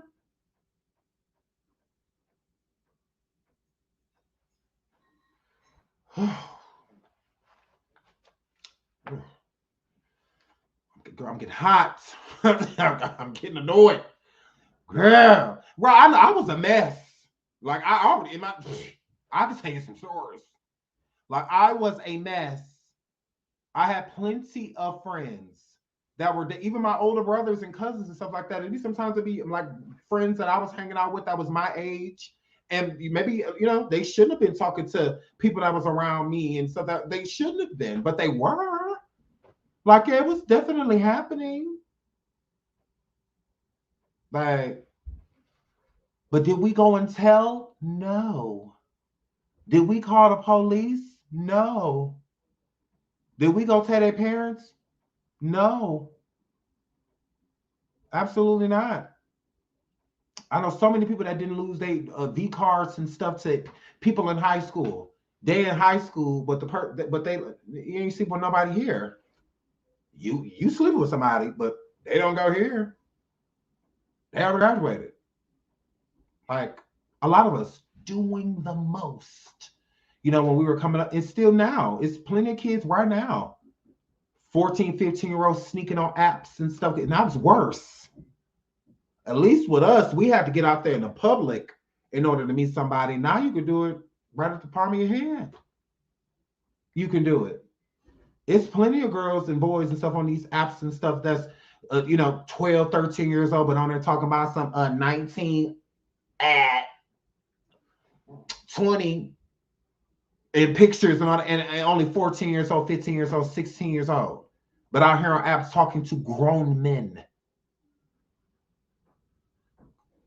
Sneaking out the back door to go meet grown men. Sneaking out the windows to go meet grown men. Plenty of boys sneaking out the window to go see grown women. Like, it's happening, like, right now as we speak. So it's just like, we got to stop making it seem like everybody in the 90s was supposed to be perfect. Because in the 90s, everybody was perfect, so I don't know why. Like, shut up. Like, none of that even makes sense. You can't speak from perfection if you're not perfection. Like, and that's what people be trying to give. I was perfect. So Javante and everybody else is lying. It is all their faults. They are all seeking R. Kelly. How Javante was in a group. So was Tiffany. Like, they sang backup for Aaliyah, all of that. They was in a whole group. Tiffany didn't come there to sleep with nobody, especially no grown man. And neither did Javante, Aaliyah. None of them came to sleep with her. None of them. Y'all got to cut it out. It'd be no different right now than Justin Bieber and people like that. It's plenty of girls that are underage that should not be like infatuated with Justin like that. But it does not give Justin Bieber the right that if a 14-year-old girl walked up to him at a concert and he said hi to her, he don't get to go wait out for her in the back and invite her to. No, all of that is wrong. Of course, the 14-year-old and 15-year-old is gonna they're gonna go. What? It's Justin Bieber. It's like, this is Bieber. Like, people we have crushes on, people we have posters on our walls. A lot of us have never gotten a chance to meet those people. So being 14, 15 years old, and you got a poster on your wall of somebody that you absolutely adore, one of the biggest stars ever, and you get the opportunity to meet this person, you're young and impressionable. So they have a very high chance of being able to take complete control of you, completely manipulate you into doing things that you never thought that you would do, just because you're so in like and so in awe with this person that whatever they tell you, you're going to do. Okay. They say jump, you say how high. So we got to stop that. Like, get in the mind of these people. If R. Kelly wasn't your generation, and like B2K or somebody like that was, if you were a young girl at the time when B2K came out, and say B2K, they're already grown, they 19, 20 years old and whatnot, and you 12, 13, if you get to meet B2K and Amarion or somebody bring you in a room, and you're pretty much going to do what they say. Like, it's like, this is Amarion. Like, what? I've had a crush on him for, you're going to be thinking of none of that. You ain't going to be thinking about how old he is, how old you are, and none of that. You don't care. You don't care. Let's be honest. So for people to just overlook all of that stuff just because they want to exonerate a predator, you go right ahead. You go right ahead. R. Kelly is where he's supposed to be. He already got away with ruining lives. He got away with it. Literally exonerated on national TV with red-handed proof. Karma don't skip nobody. It is not. Energy is energy. It will always come back to you. And if it can't come to you, it will go to someone you love. It absolutely will, because you're still going through it. Energy has a funny way of coming back around. A funny way. So it's the same thing. Like, yeah, we're not about to do that. Like, let's not do that. Let's not. He got away with it. It was always destined for that because it was literally, he's on camera. It's red-handed. What more proof could you have? This is literally, this man on this tape, this girl is 14 years old. 14. So for the Jovantes and the Tiffany Hawkins and the Ebonies and so many other people that were young and impressionable that did not get the justice that they so deserved, they're getting it now. They're getting it now. That's simple. They're getting it. Yeah. He's the one who sat on camera and said that they should have been did this. That's how cocky he was. Who's cocky with abuse? And they should have, he confidently said that smoking cigars, they should have did this. Not that it didn't happen. Not that the things that these women are saying aren't true. I mean, you know, he's just saying they should have been did it. Be careful what you wish for because you just might get it. You just might get it. Because the same case that he got away with was the same case that helped throw him right behind bars. Because Roshona, in her testimony, super helped with putting him behind bars. Mm-hmm. Oh, yes. Jovante and everybody else, Ebony, everybody, whoever else that testified, all of them united, because it takes a united front. Because honestly, I'm going to say this before we get out of here, because we will be back tomorrow to do part 2. I'm going to say this about Aaliyah. I love Aaliyah, and like I said, everybody gets to do everything in their own time. You can't rush a victim to come forward. But Aaliyah could have helped so many people. Just like how all of these women have come forward and did what they needed to do to get R. Kelly where he is supposed to be, which is behind bars. It could have, not to blame anyone, but if Aaliyah's family would have been less concerned about her image and more concerned about their daughter, this could have stopped a long time ago. A long time ago. It started with women like Aaliyah. It could have ended with her. It would have been, no one would have questioned Aaliyah. Whatever Aaliyah would have came forward and said, we would have believed. Aaliyah said she wasn't with R. Kelly. We all believed her. Aaliyah said she was not married to R. Kelly. We all believed her. Aaliyah said it was strictly platonic between her and R. Kelly. We all believed her. So she would have came forward, because again, back in the 90s, this is not a time of social media. It is a time of magazines and, you know, newspapers. Actual newspaper is how we got our news. So if not for her family, because it's not Aaliyah's fault. Aaliyah, again, was 15. She was a kid. You know, so if her family would have truly protected her, it could have even helped R. Kelly, you know, to where it wouldn't have gotten so bad. You know, maybe if he would have got the right help, you know, that he needed, a lot of this could have been prevented. And we wouldn't have lost 2 legends. We wouldn't have lost Aaliyah and R. Kelly, because again, he was a musical genius. And it's unfortunate that the plug had to be put in that because he was being enabled. Not the plug being put in it because of him. No. If he had it his way, and if his team had it their way, he'd still be doing everything he was doing.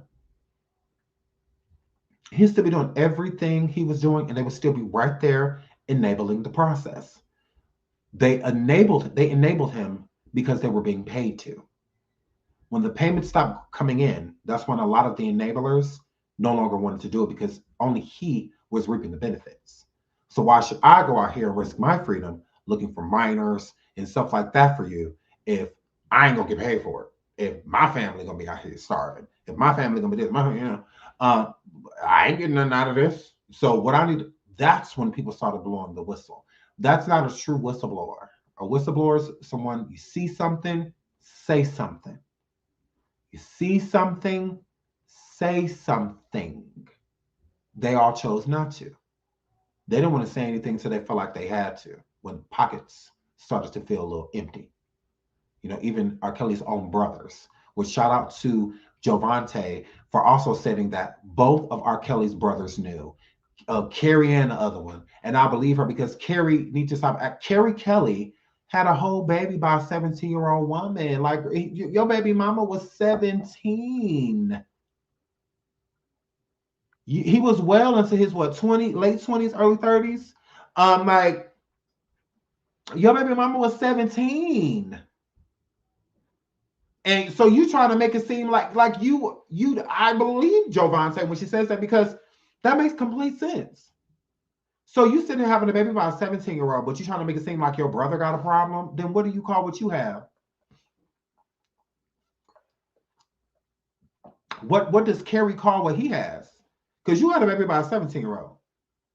And you are grown when this happened, like over the age of 21. Like, he was like, what, 20-something, or like early, I believe he was 20-something though. But you had a baby by, and he admitted it in his book. That's how I found out. Because he admitted it. And then he tried to brush over. No, don't brush over it. When did you start sleeping with her? When you start talking to her? She was almost 17 years old giving birth to your kid. So that means she could have definitely been 7 or 16 and got pregnant and had a baby 9 months later and turned 17 in the process. Like, you doing the same thing your brother doing, but you having babies. You having whole kids by teenagers, but you sitting there trying to judge your brother? Girl.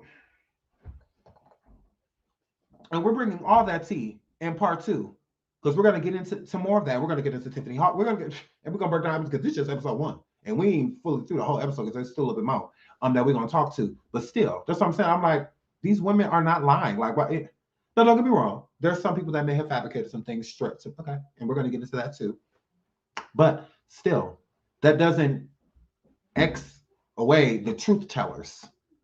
So since this person or this person may have fabricated something or may have told a lie, let's excommunicate all of the truth tellers.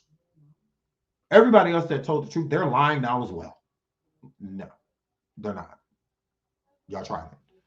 That's why I said no matter what y'all say, like, R. Kelly deserves to be exactly where he is. There's no better place for somebody like him, because therapy and psychiatric help would have been what we would have preferred before. But when you weaponize what you are doing and consistently do it, and the only reason you haven't stopped is because you haven't gotten caught, means you need to go to jail. That's what that means. That's what that means. Absolutely. Like, that means you need to go to jail. You don't need to go to no hospital. Ain't no treatment for what you have anyway. Ain't no rehab for what you have anyway. No, sir. Nah, not at all. But I love y'all so much. I have to get out of here. We will be back live tomorrow. We've been live almost 4 hours.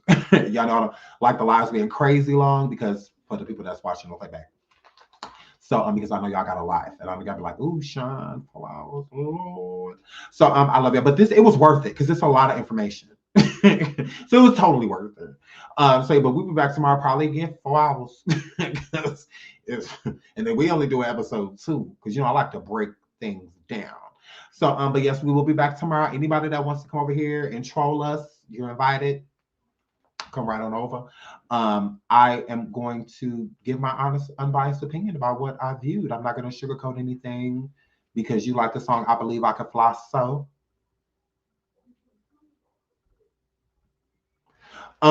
yeah. So I love you guys. Again, shout out to my boo Jovante. I love you, Jovante. Thank you so much for being here. I love you. Smooches. You are such, I just love you. I just love her. I love her and I admire her. I mean, she really moved me. If you have not watched Surviving R. Kelly, the final chapter, watch it. It is worth it. Completely worth it. Okay. But yes, Javante, I don't know. I watched her part and she's towards the end of episode 1, but I watched it like 10 times. I'm not even gonna lie, because I just felt like from jump she wasn't lying. I'm just like, I just don't feel like she's lying. And then like the last parts of the documentary when Aaliyah's mom came forward and she's like, I don't know her, she's lying. I'm like, oh, this is not good, because now people are gonna believe her.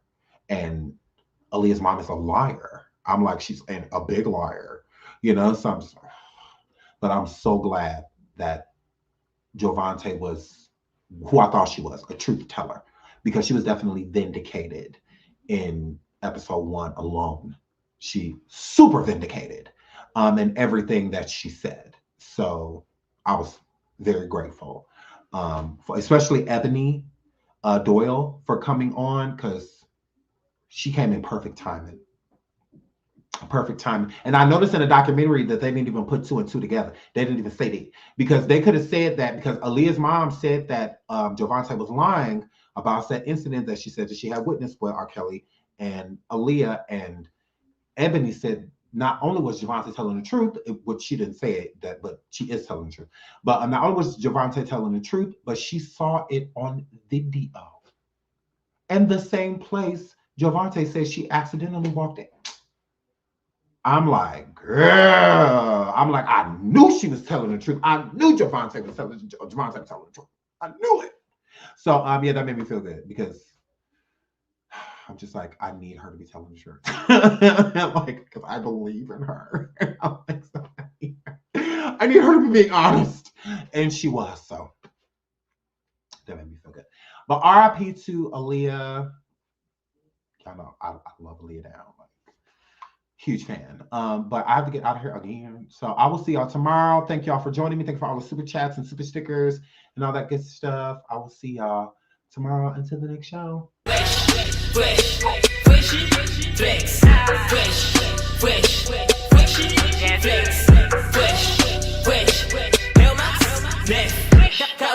Fresh.